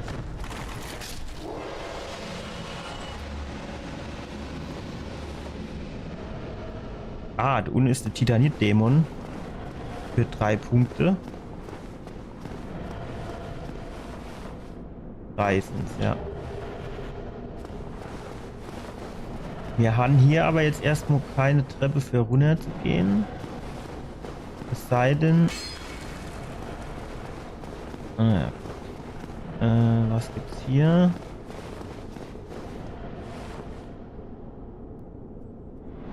Hier gibt's auch nichts für runter zu gehen, ne? Okay. Dann nicht. So, gab's hier jetzt noch irgendwas? Hier war, glaube ich, eine Mimik. Hier war eine Mimik. Und wir sind von unten gekommen, ne? Ah, ne, hier konnten wir auch noch lang gehen. Genau, da war auch noch, ja. Okay. Interessant. Was ist hier los?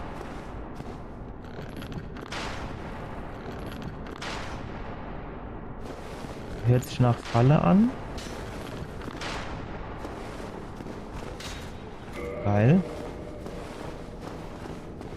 So, was war hier hinten noch für eine Tür?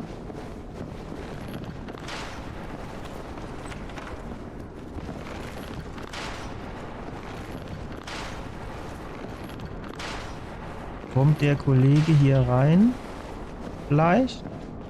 Ja, hallo, ich habe genau vor deiner Nase gestanden.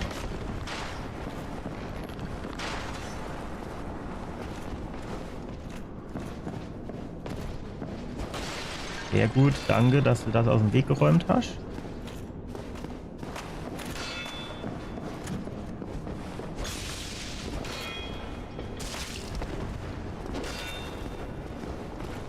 Warum macht der manchmal diesen Backstep nicht? Hier, jetzt. Du warst quasi hinter dem.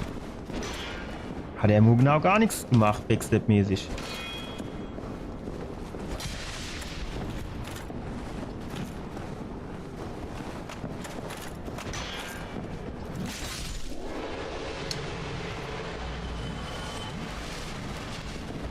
Das gefällt mir nicht so. Okay. Wo geht's jetzt hier entlang?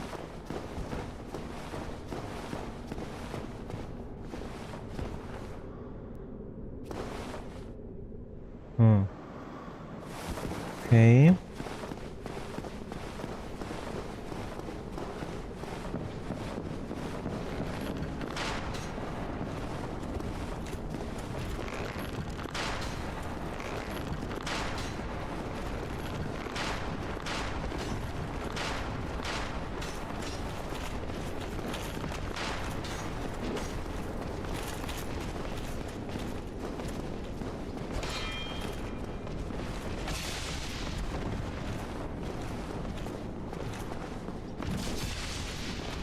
Wäre Idiot, ey, Gedanke, ne? Kollege.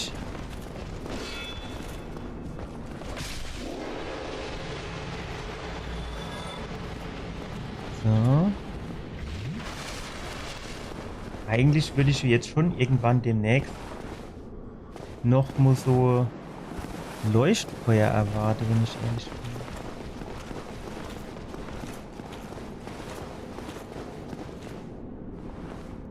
Kann man hier jetzt noch höher gehen? Ne, von der Seite komme ich hier quasi nicht auf die Treppe, die hochgeht, ne?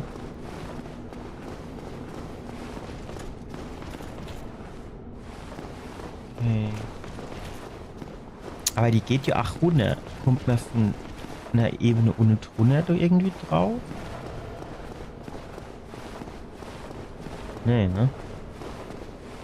Geht's nur ganz weit runter?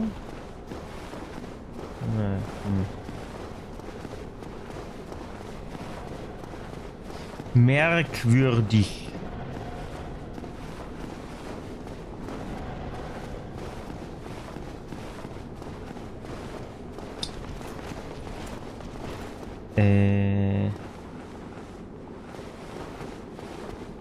Hier ging's, glaube ich, weiter, ne?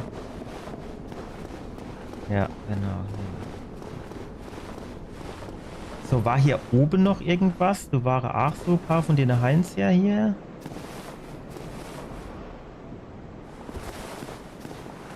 Der Kollege da hinten hatte Flitzebogen auf dem Rücken und der nicht, oder was? So würde ich quasi zuerst gerne den Flitzebogenmeister kaputt machen.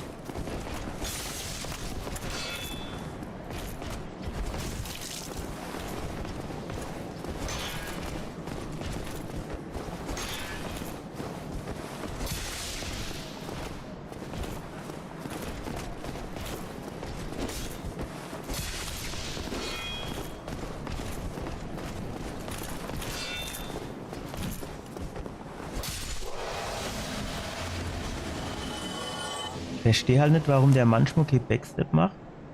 Ist der weggegangen, du hinne? Das war doch auch noch einer, oder?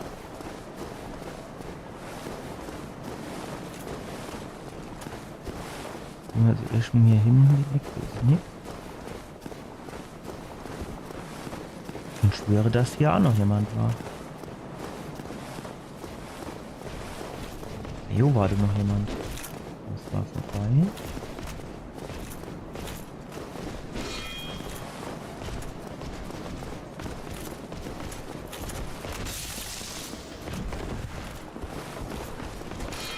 Ich muss hier echt aufpassen, weil er hier gerade okay Backstep machen will.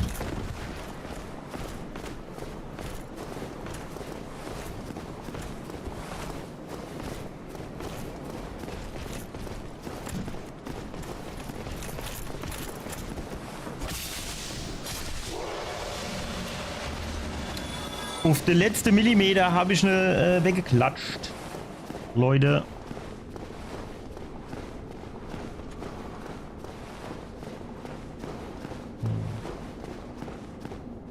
Aber hier habe ich... Ah. Wo ist der Zwiebelmeister? Der ist nicht böse, oder? Ich mache nur Safe Game. Sicher ist sicher. Aber ich glaube, der ist nicht böse.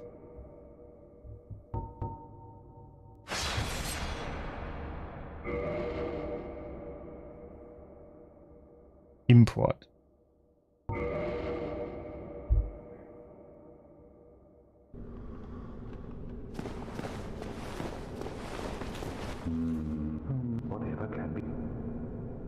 Bezüglich was?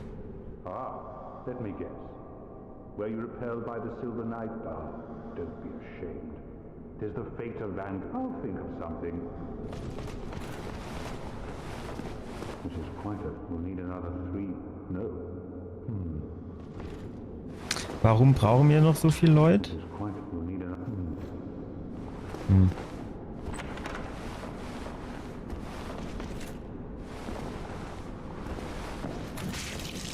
Aha. Arschloch.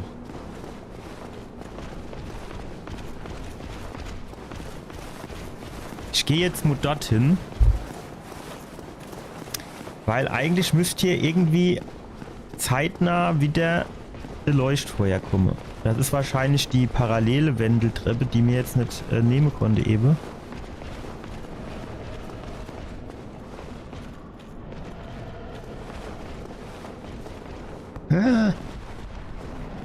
Ja, läuft der mir jetzt nach bis zum St. Nimmerleinstag oder was? Ja, geil, jetzt bin ich im Arsch.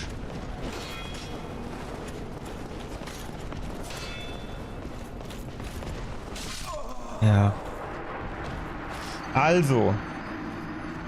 Halten wir fest.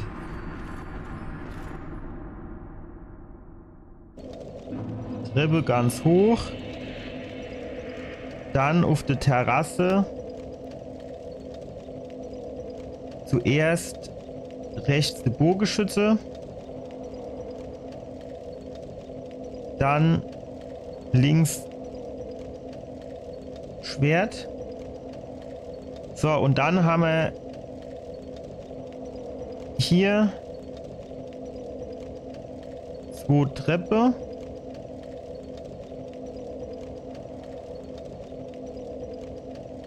Aufgang.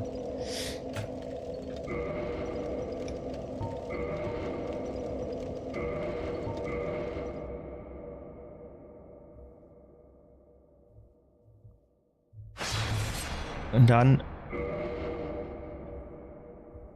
muss ich noch mal kurz überlegen, wie wir jetzt hier gelaufen sind.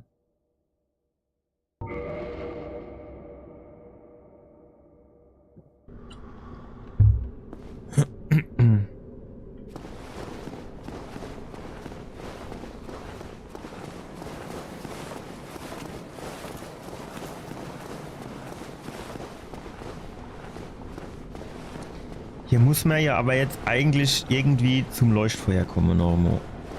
Also es kann jetzt nicht Sinn, dass ich hier den ganzen dumme Kram machen muss, ohne Leuchtfeuer.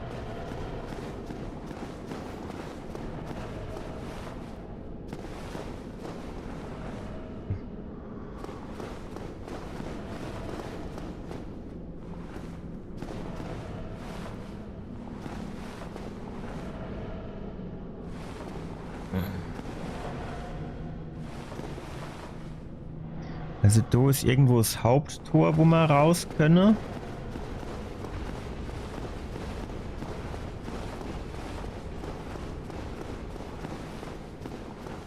Meine ich.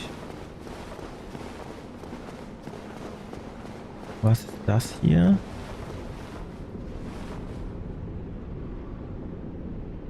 Hier kann man irgendwo runter. Aber ich weiß jetzt halt wieder nicht, wo man dorthin kommt, wenn wir da drunter gehen.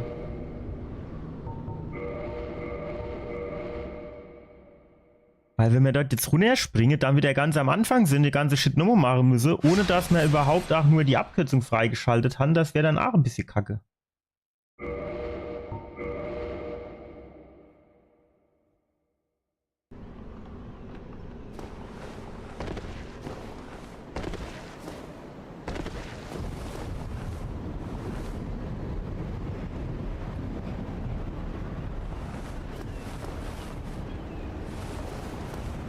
Okay. Ja, das ist aber sehr, wie soll ich denn sagen, glitchy-mäßig.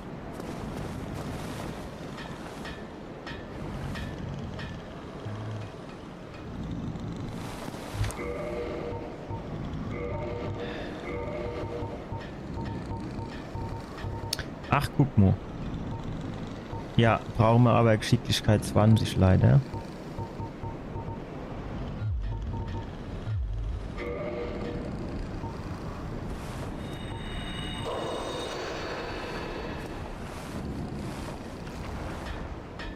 Warum kann ich den jetzt nicht anvisieren?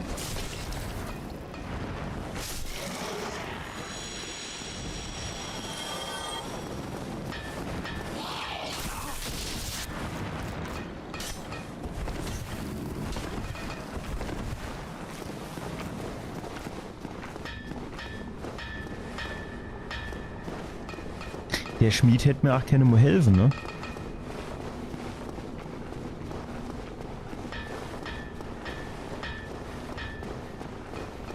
Wo kommen wir hier oben jetzt raus?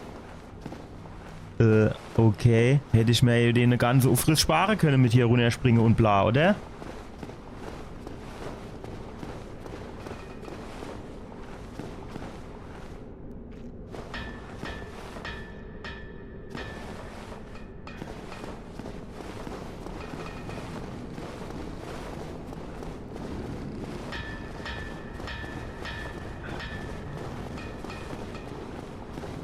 Guten Tag.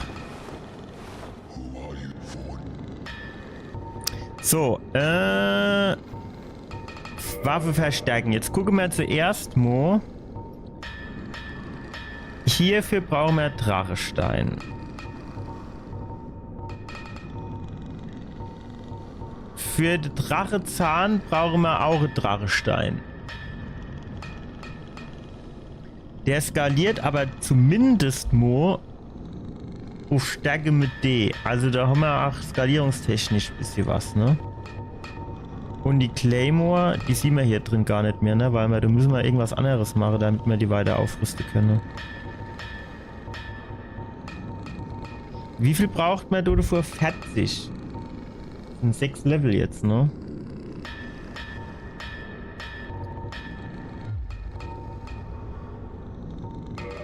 Ah, Claymore. Jetzt kann ich doch was umwandeln. Nee, ne? Grauer Brocke.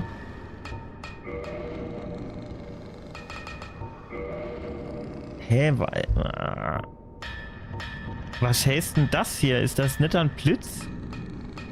Blitz Claymore, genau. Aber das wollen wir ja nicht. Wenn, dann wollen wir ja plus 15 oder so machen, ne?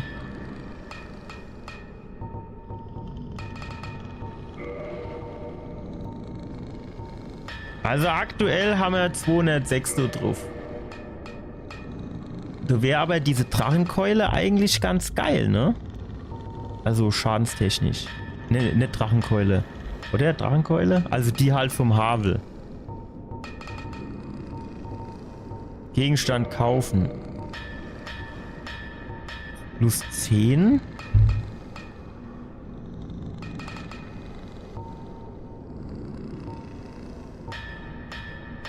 Verstärkt sonst nicht verstärkbare Waffen plus 5.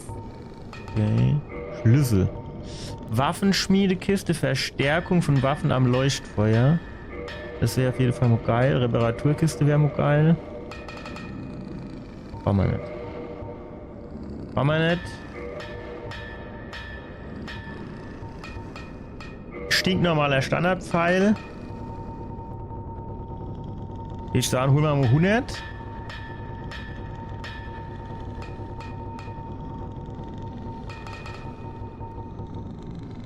Dann sind wir erstmal noch mal versorgt. Brauchen wir auch alles nicht. Ausrüstung reparieren, das könnte jetzt ganz gut sein. Machen wir mal das hier. Das.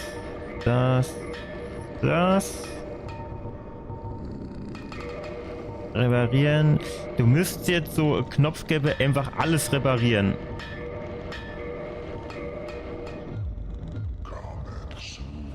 Ja, komm bald wieder, ey. Wie soll ich denn sagen? sorgt nur dafür, dass der andere hier mir nicht so auf den Sack geht. Und nicht so viel Schade macht.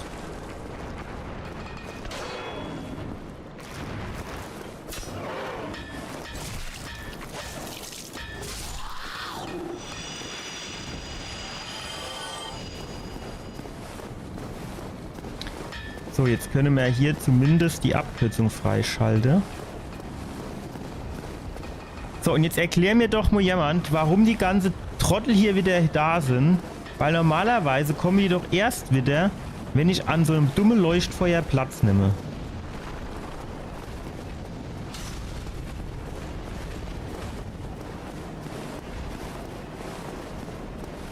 So weit kommen die normal mit die.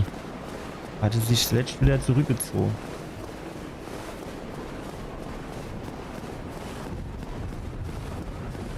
Ich glaube Smaugskeule hieß das Ding, ne? Und braucht Drachenstein. Ist hier unten jetzt schon das Leuchtfeuer? Da müssen wir dafür mit dem ganzen Rondell noch eine Nummer tiefer. Wäre halt echt geil, wenn das hier schon wäre, das Leuchtfeuer. Nee.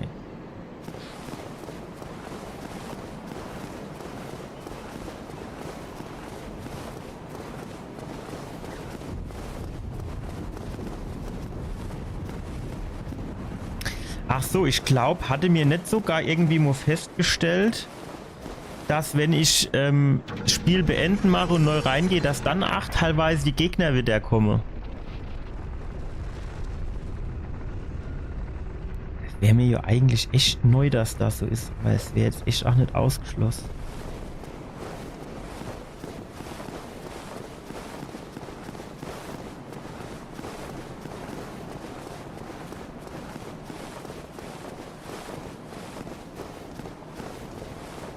Ich frage mich gerade, ob es schneller ging, an dem Leuchtfeuer ganz am Eingang diesen Ende aufzukochen, runterzufahren, hier durchzurennen.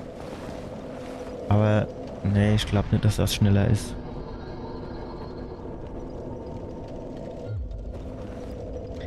So. Jetzt haben wir hier noch. Für was sind eigentlich die Doppeltmenschlichkeit?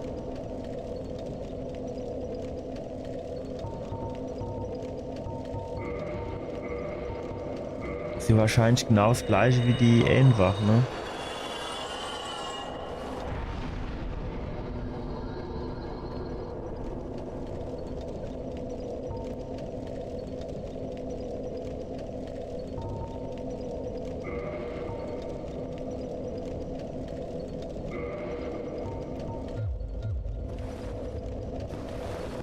Hier steht da, wir spielen schön mit der Claymore weiter.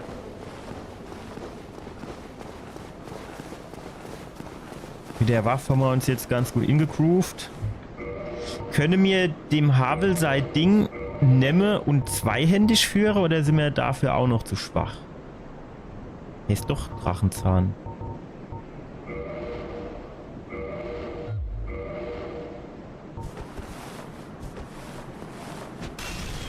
Boom. Warte mal, wie geht denn die? Dim. Dim. Dim. Okay. Wie ist der Angriff? Oh ja, da kann ich ja richtig schnell rennen. Ja, die ist halt zu schwer für mich, ne? Gewicht 8C. Aber die wird brutal Schade machen, glaube ich. Nein! Was habe ich hier? Der Bogen hatte ich das, ne?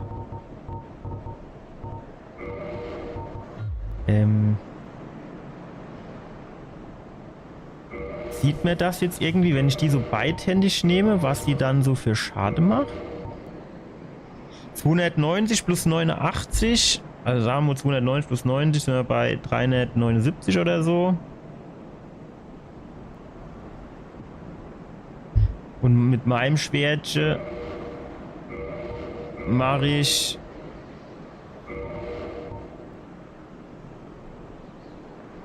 350 rum. Jetzt kann ich das natürlich noch 5-mal aufleveln mit dem Drachenstein. Das wäre schon ganz geil, ne? Aber wir sind jetzt natürlich ein bisschen schwerfällig mit dem Ding. Gut, jetzt mischt man natürlich parallel dann das Claymore ablege. Ja, dann wird die Geschichte wahrscheinlich wieder anders aussehen.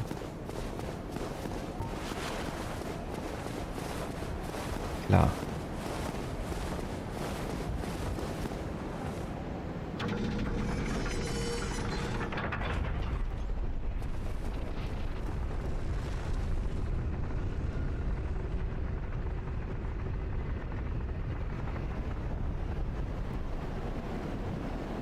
Nee, aber eigentlich, wenn man ganz am Anfang das Leuchtfeuer, dann müsste man den Aufzug hier gar nicht betätigen. Da kennt man einfach geradeaus durchrennen und dort hoch, ne?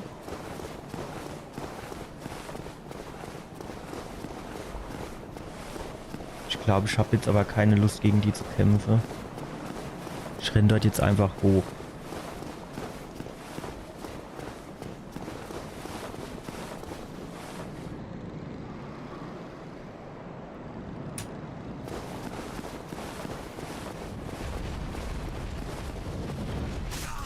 Ey, ich hab auf Springe gedrückt.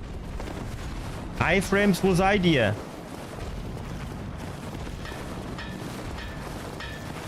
Ignorieren wir einfach die hässlichen Viecher. Ja, aber die uns nicht. Danke fürs Gespräch.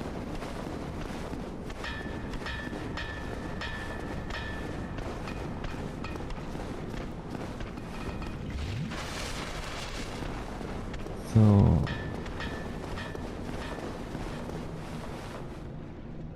Also.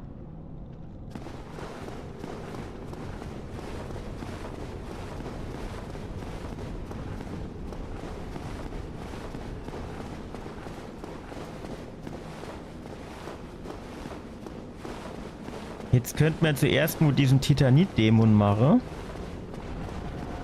Wenn wir hier den Ausgang finden. So, hier sind wir runtergekommen. Und hier ist der Titanit-Dämon.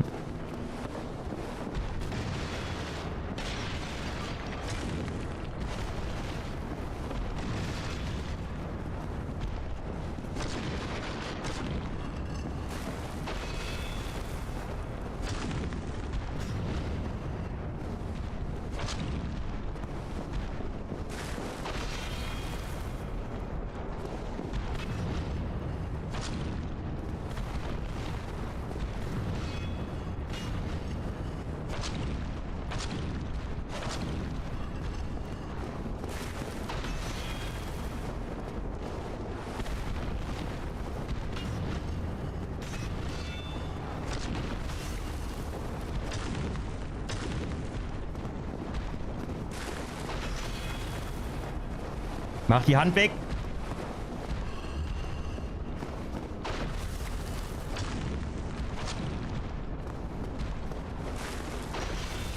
Alter! Nein, ich wollte rausrennen, aber ich war zu langsam. Und ich habe kein Safe Game angelegt. Ach, wie dumm. Wie dumm wieder.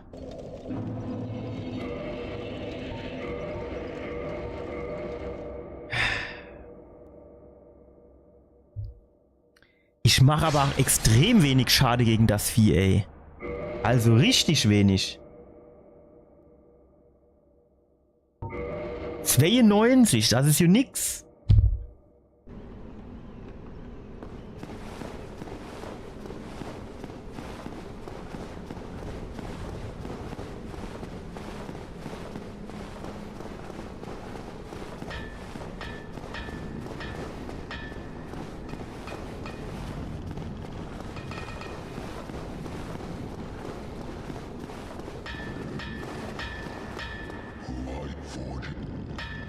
So, also auf ein neues. Jetzt können wir hier das können wir ja trotzdem mal machen, wenn wir jetzt eh schon mal wieder hier sind. Nehmen wir den Drachenzahn und Alter. So stark Wanderpleite oder was? Ausrüstung reparieren. Das, den Langbogen reparieren wir. Das Schild. Das Schild. Das.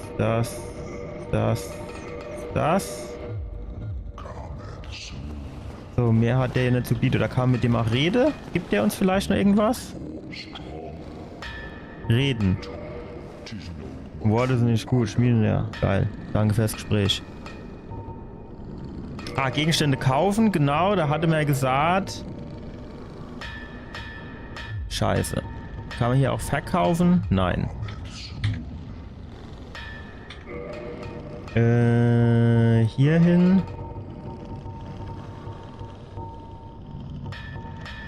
Das hier benutzen. Gibt, glaube ich, 10.000 oder so. So. Gegenstand kaufen. So, dann kaufen wir mal die Schmiedekiste hier. Dann können wir am Lagerfeuer unter Umständen wichtige Dinge machen. Also Reparatur oder so. 100 Pfeile holen wir uns. Für den weiteren Werdegang.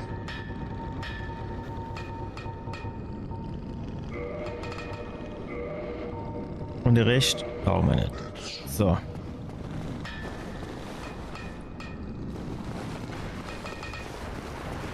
So, lauf, Forrest, lauf.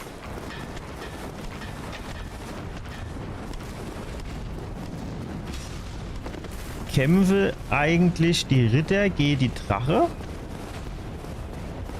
Dass man die so wie sie gegeneinander ausspielen könnt?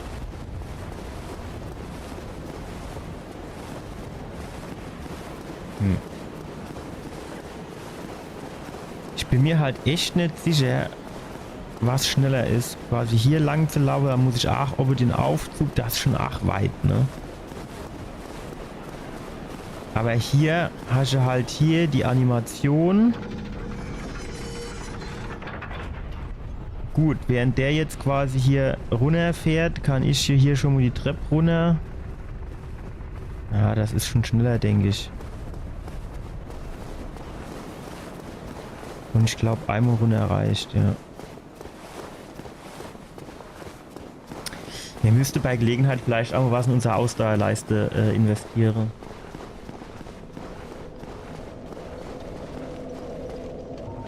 Ah, genau, jetzt können wir hier Waffe verstärken und so können wir alles am Leuchtfeuer machen. Das ist schon mal ganz, also ich finde das schon ganz geil, wenn wir das hier machen können.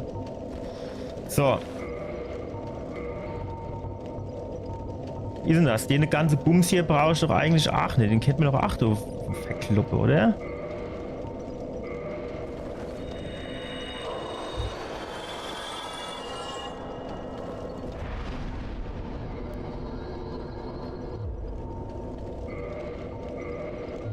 Das machen wir jetzt einfach. Und dann kloppen wir das alles mal in Stärke rein.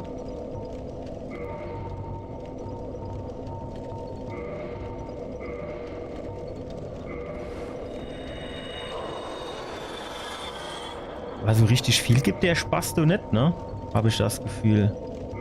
Ich weiß nicht, ob die sortiert sind nach wie viel Seele gibt's oder ob die sortiert sind nach irgendwie Alphabet. Ne, 8, 12 und jetzt die anderen, die hat die jetzt noch weniger dann. Schätze ich mal. Ah jo, der Mondschmetterling, das war ja so Lappe, der kann nicht viel geben, 6.000 oder so. Ich dachte 1200. Jetzt haben wir noch. Komm, die behalten wir uns mal noch, falls wir beim Schmied stehe und wolle ganz akut was levele.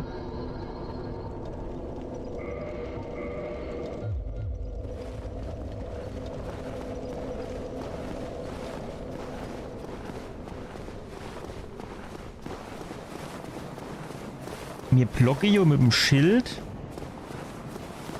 den Eisen... Ne, Titanit-Dämon heißt, glaube ich.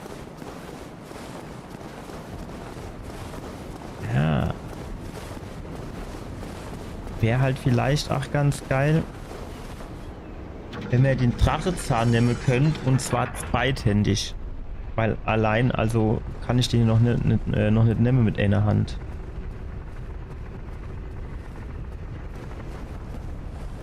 Falschrichtung.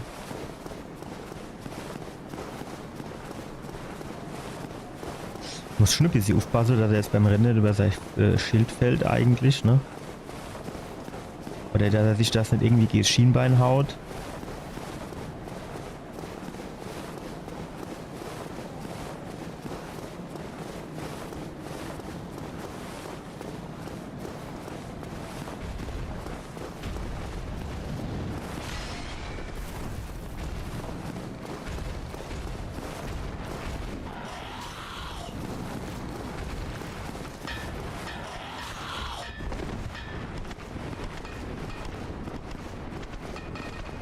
Das hat immer ganz gut geklappt.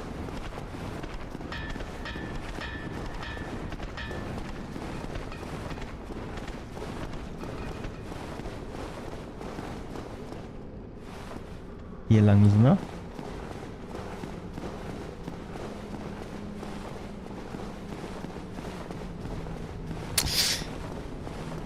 Dort runter springen müssen wir für diesen Drachenbogen, der zugegebenermaßen wahrscheinlich ganz geil ist. Den können wir aber nicht führen aktuell. Punkt 1. Und Punkt 2. Mindestens genauso wichtig.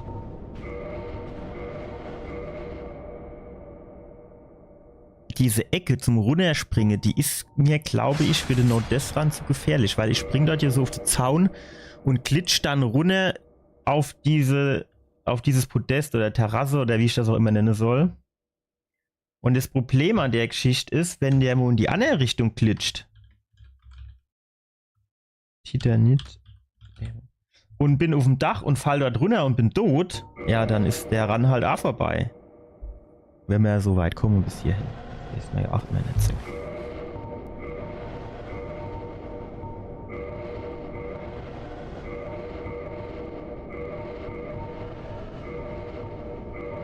Mich würde jetzt aber trotzdem einfach nur interessieren, ob ich mit dem Teil hier mehr Schade mache, beziehungsweise deutlich mehr Schade.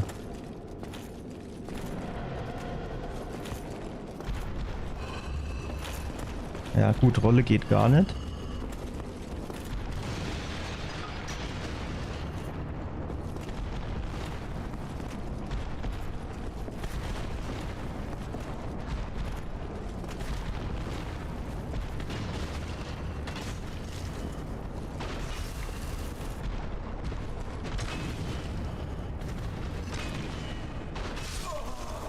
Also ich mache du schon deutlich mehr Schade, aber also mit dieser Keule jetzt, ne? Aber ich kann mich natürlich, ich kann hier da nicht rollen und gar nichts.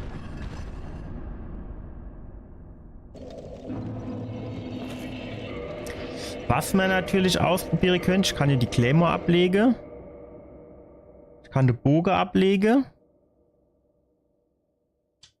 Ob man dann zumindest nur rollen könne.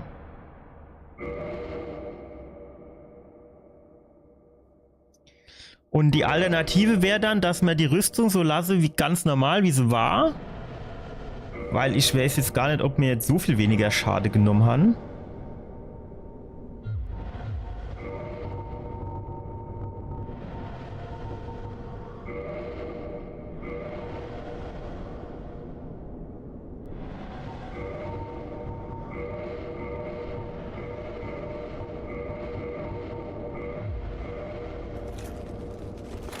Also, springe ist nicht. Also, Rolle. Das heißt,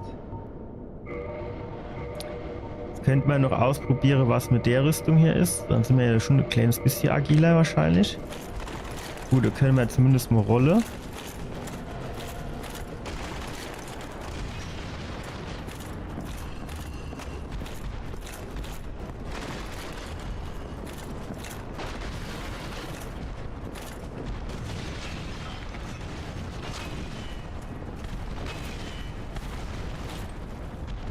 Warum du denn jetzt diese Scheiß...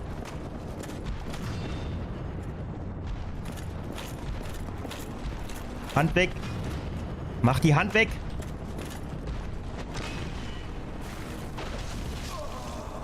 Ja, mit dem habe ich jetzt nicht gerechnet, aber so könnte man ja eigentlich machen. Dieser Sprung, wo er so von oben nach unten stampft, den macht er hier so oft normal nicht. Da müssen wir halt ein bisschen drauf achten, dass man dann in dem Moment vielleicht gerade wegrolle.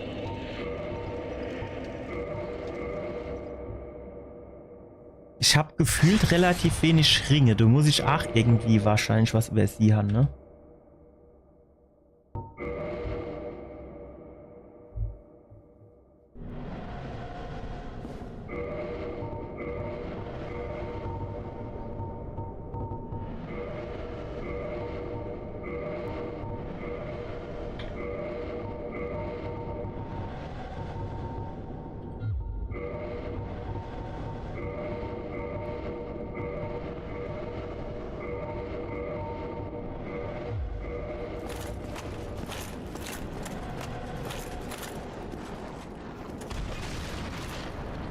Ey, dieser verfickte Schwanz von dem.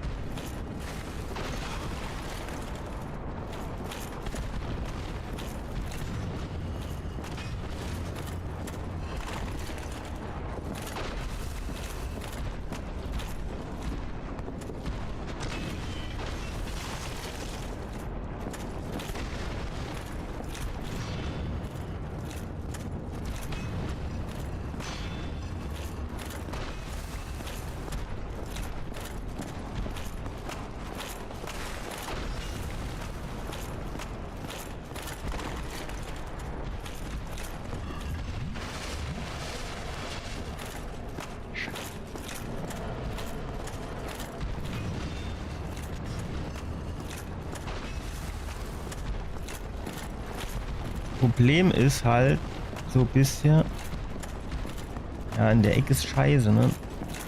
Komm ich nicht hin, ne?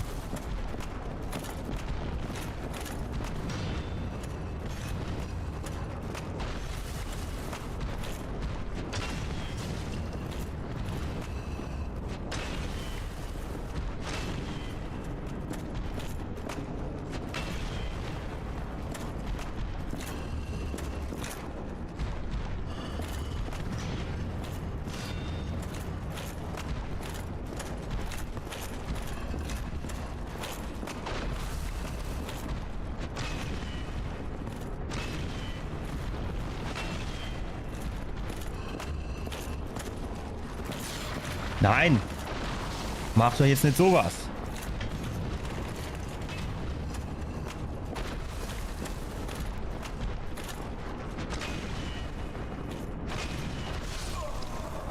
Ey, vor allem auch dieses Drehen Mitte in der Luft um 180 Grad, ey, das ist halt auch so ein Beschiss, ey.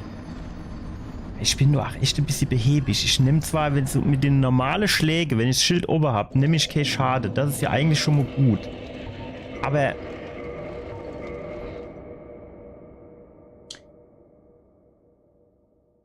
das Problem ist halt, ich kann nicht diese Keule nehmen und gleichzeitig das Schild. Und dann muss ich immer hin und her wechseln. Und das ist halt scheiße.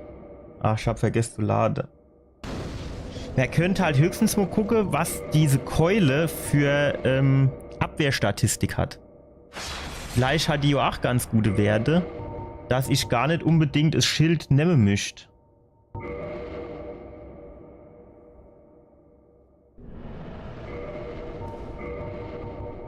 Was hat die für Werte?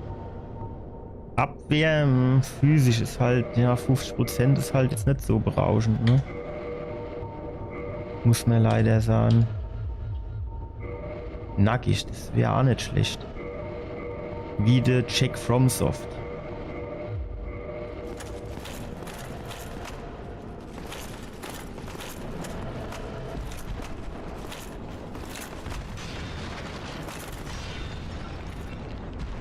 Durch die Wand durch oder was?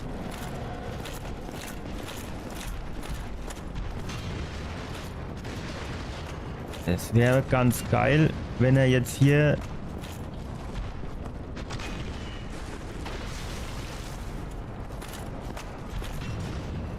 Ja, das ist scheiße, dann tue ich nicht genug Schade reflektiere. wäre.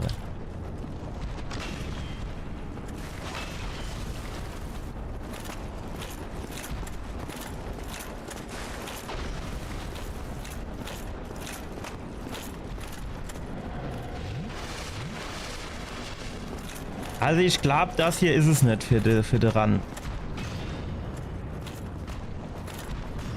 Ich meine, wir müssen den machen, um unsere Punkte zu kriegen. Aber das ist jetzt tatsächlich echt Schmerz, wenn wir den so machen wollen wird.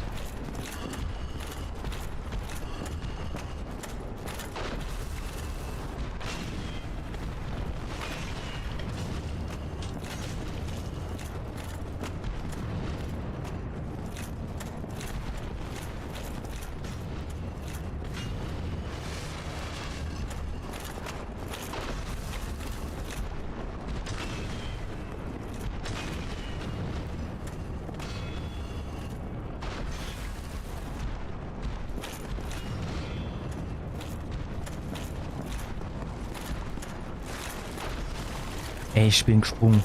Ja gut, springe halt zu langsam, ne?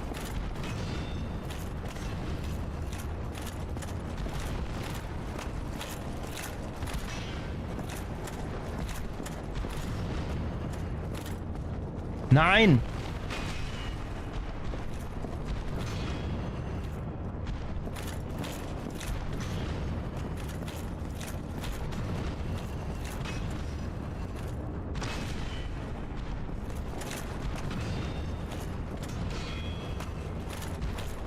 Jetzt kommt doch bestimmt gleich wieder der Springer.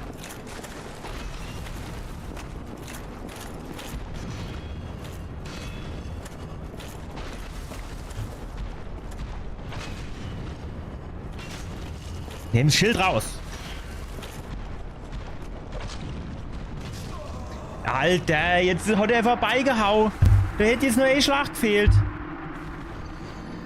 Was ein Depp, ey.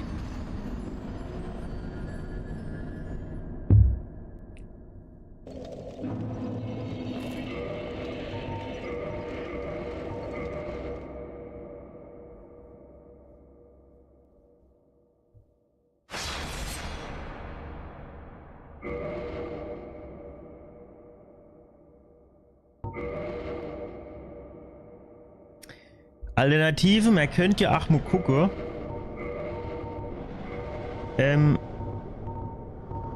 Dass man einfach so normale Keule nehmen, die Riesenkeule zum Beispiel.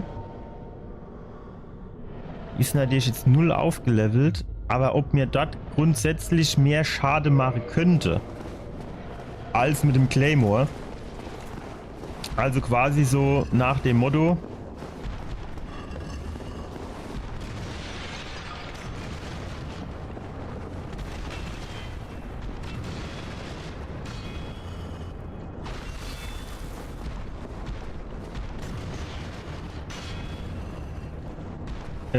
dass der, weil er aus Steine ist. Nee. Andere Kniege. Oh, nicht zu weit, ne, dass so auf der anderen Seite die Ritter getriggert wäre. Also das kann ich Kniege.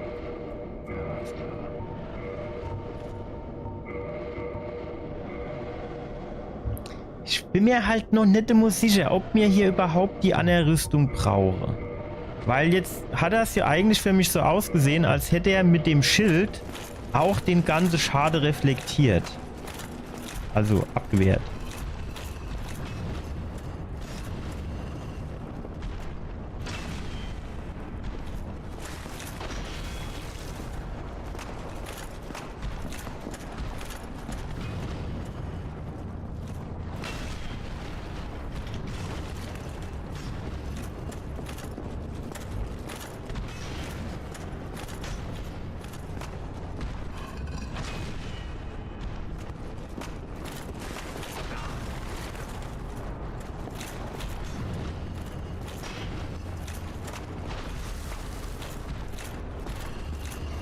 Der braucht halt schon irgendwie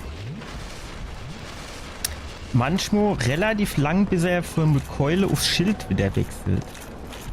Und das kann ich noch nicht so ganz nachvollziehen, woran das liegt. So als hätte er gar nicht mitgekriegt. Ach so, du wolltest wechseln. Sorry, hab ich verkackt.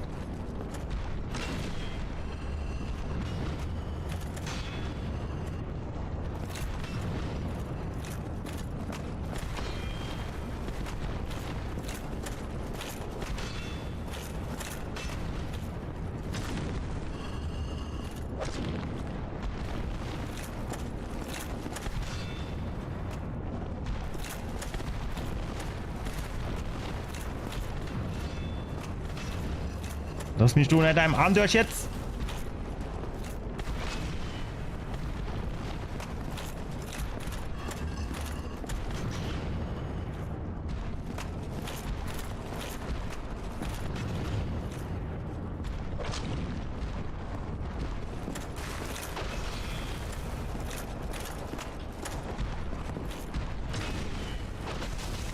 Ja, shit.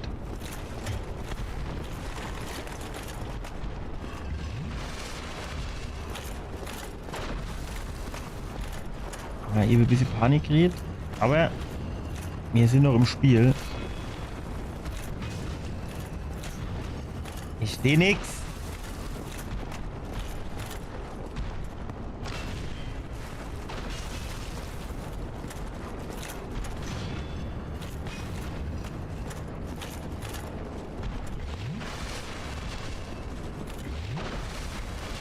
Könnte man eigentlich gleich von...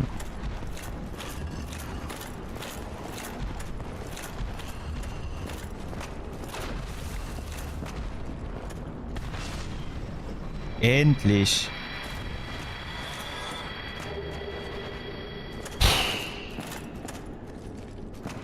Aber ganz ehrlich, das fühlt sich nicht geil an. Das können wir so nicht machen. Weiß nicht. Da müssen wir uns, glaube ich, was anderes überlegen.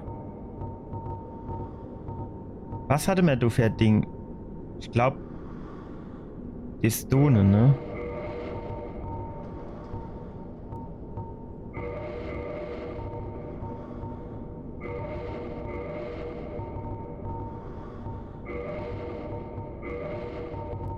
Claymore, wo bist du?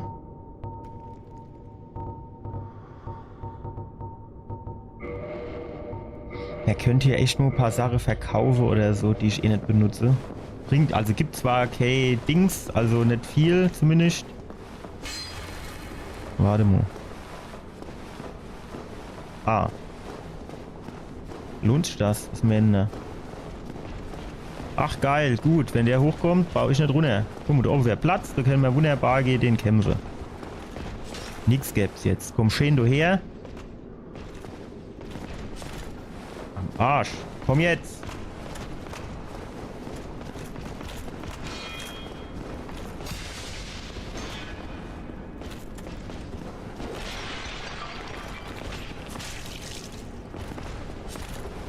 Endlich. Ich verstehe, warum der so selten diesen Backstep macht.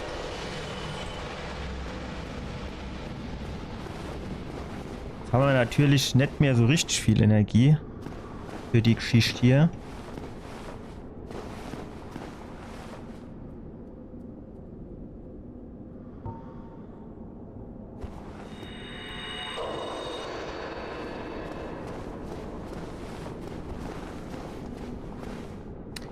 Ich verbrauche halt schon auch irgendwie zu viel Menschlichkeit, ne?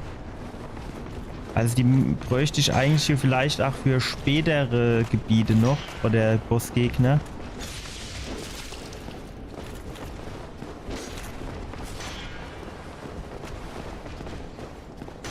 Ey, Alter, was ist das dann für ein 160-Grad-Schwenker, den der du macht?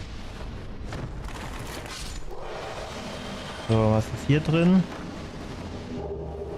Silberritter-Gedöns. Bin geneigt zu behaupten, dass wir den Kram nicht brauchen. So, jetzt sind wir bestimmt ohne... Ah, shit. Ohne bei der einer Tür, die abgesperrt war. Alter.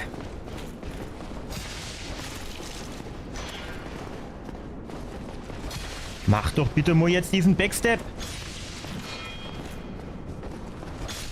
Gibt's doch gar nicht. Wie oft habe ich eben hinter dem gestanden? Ja, ja, genau. Jetzt sind wir wieder da unten.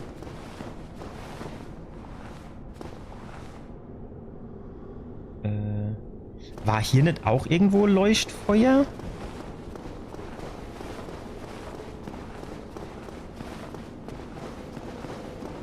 Genau.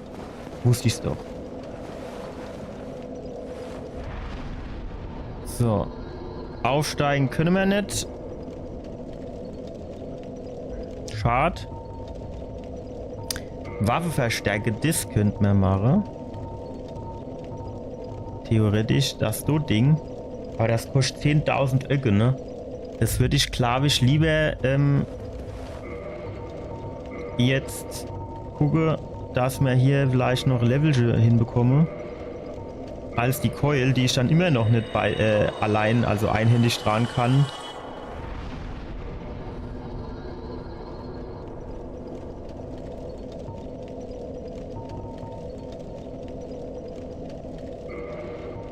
Dann fehlen noch 3 Level, bis ich die einhändig benutzen kann, ne? Gut, wenn man jetzt Beweglichkeit hochpacken würde, wird hier vielleicht 8 ausreichen, ne? Gut. Den Titanit-Dämon markieren wir als erledigt.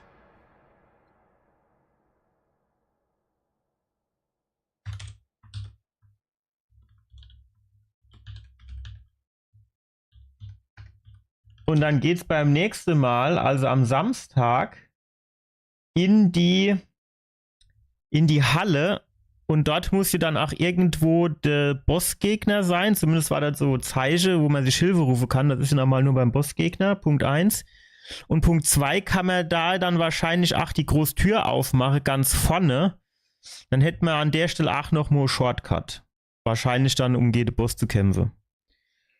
Gut. Dann wünsche ich euch noch eine schöne Woche. Ich hoffe, ihr hattet auch vielleicht in irgendeiner Form einen erholsamer Rosenmontag. Vielleicht habt ihr morgen ja auch noch frei. Und ansonsten kommt gut durch die Woche. Ich wünsche euch einen guten Start ins nächste Wochenende. Und am Samstag geht es dann hier weiter mit dem Smith und Smaug oder wie er heißt. Und wenn wir die gemacht haben, und dann können wir auch die Schnellreise betätigen. Und dann, vielleicht packen wir dann Stärke auf 40 zu leveln, dass wir die Keule einhändig benutzen können. Und wenn wir die einhändig benutzen können, dann könnten wir auch mal gucken, ob wir die anderen Titanit-Dämonen angehen können. Weil in der Sens-Festung sind ja noch 4 von der Sort. Die gäbe alle jeweils 3 Punkte, also wäre eigentlich ganz geil. Gut, also in diesem Sinne, bis Samstag. Tschüssi.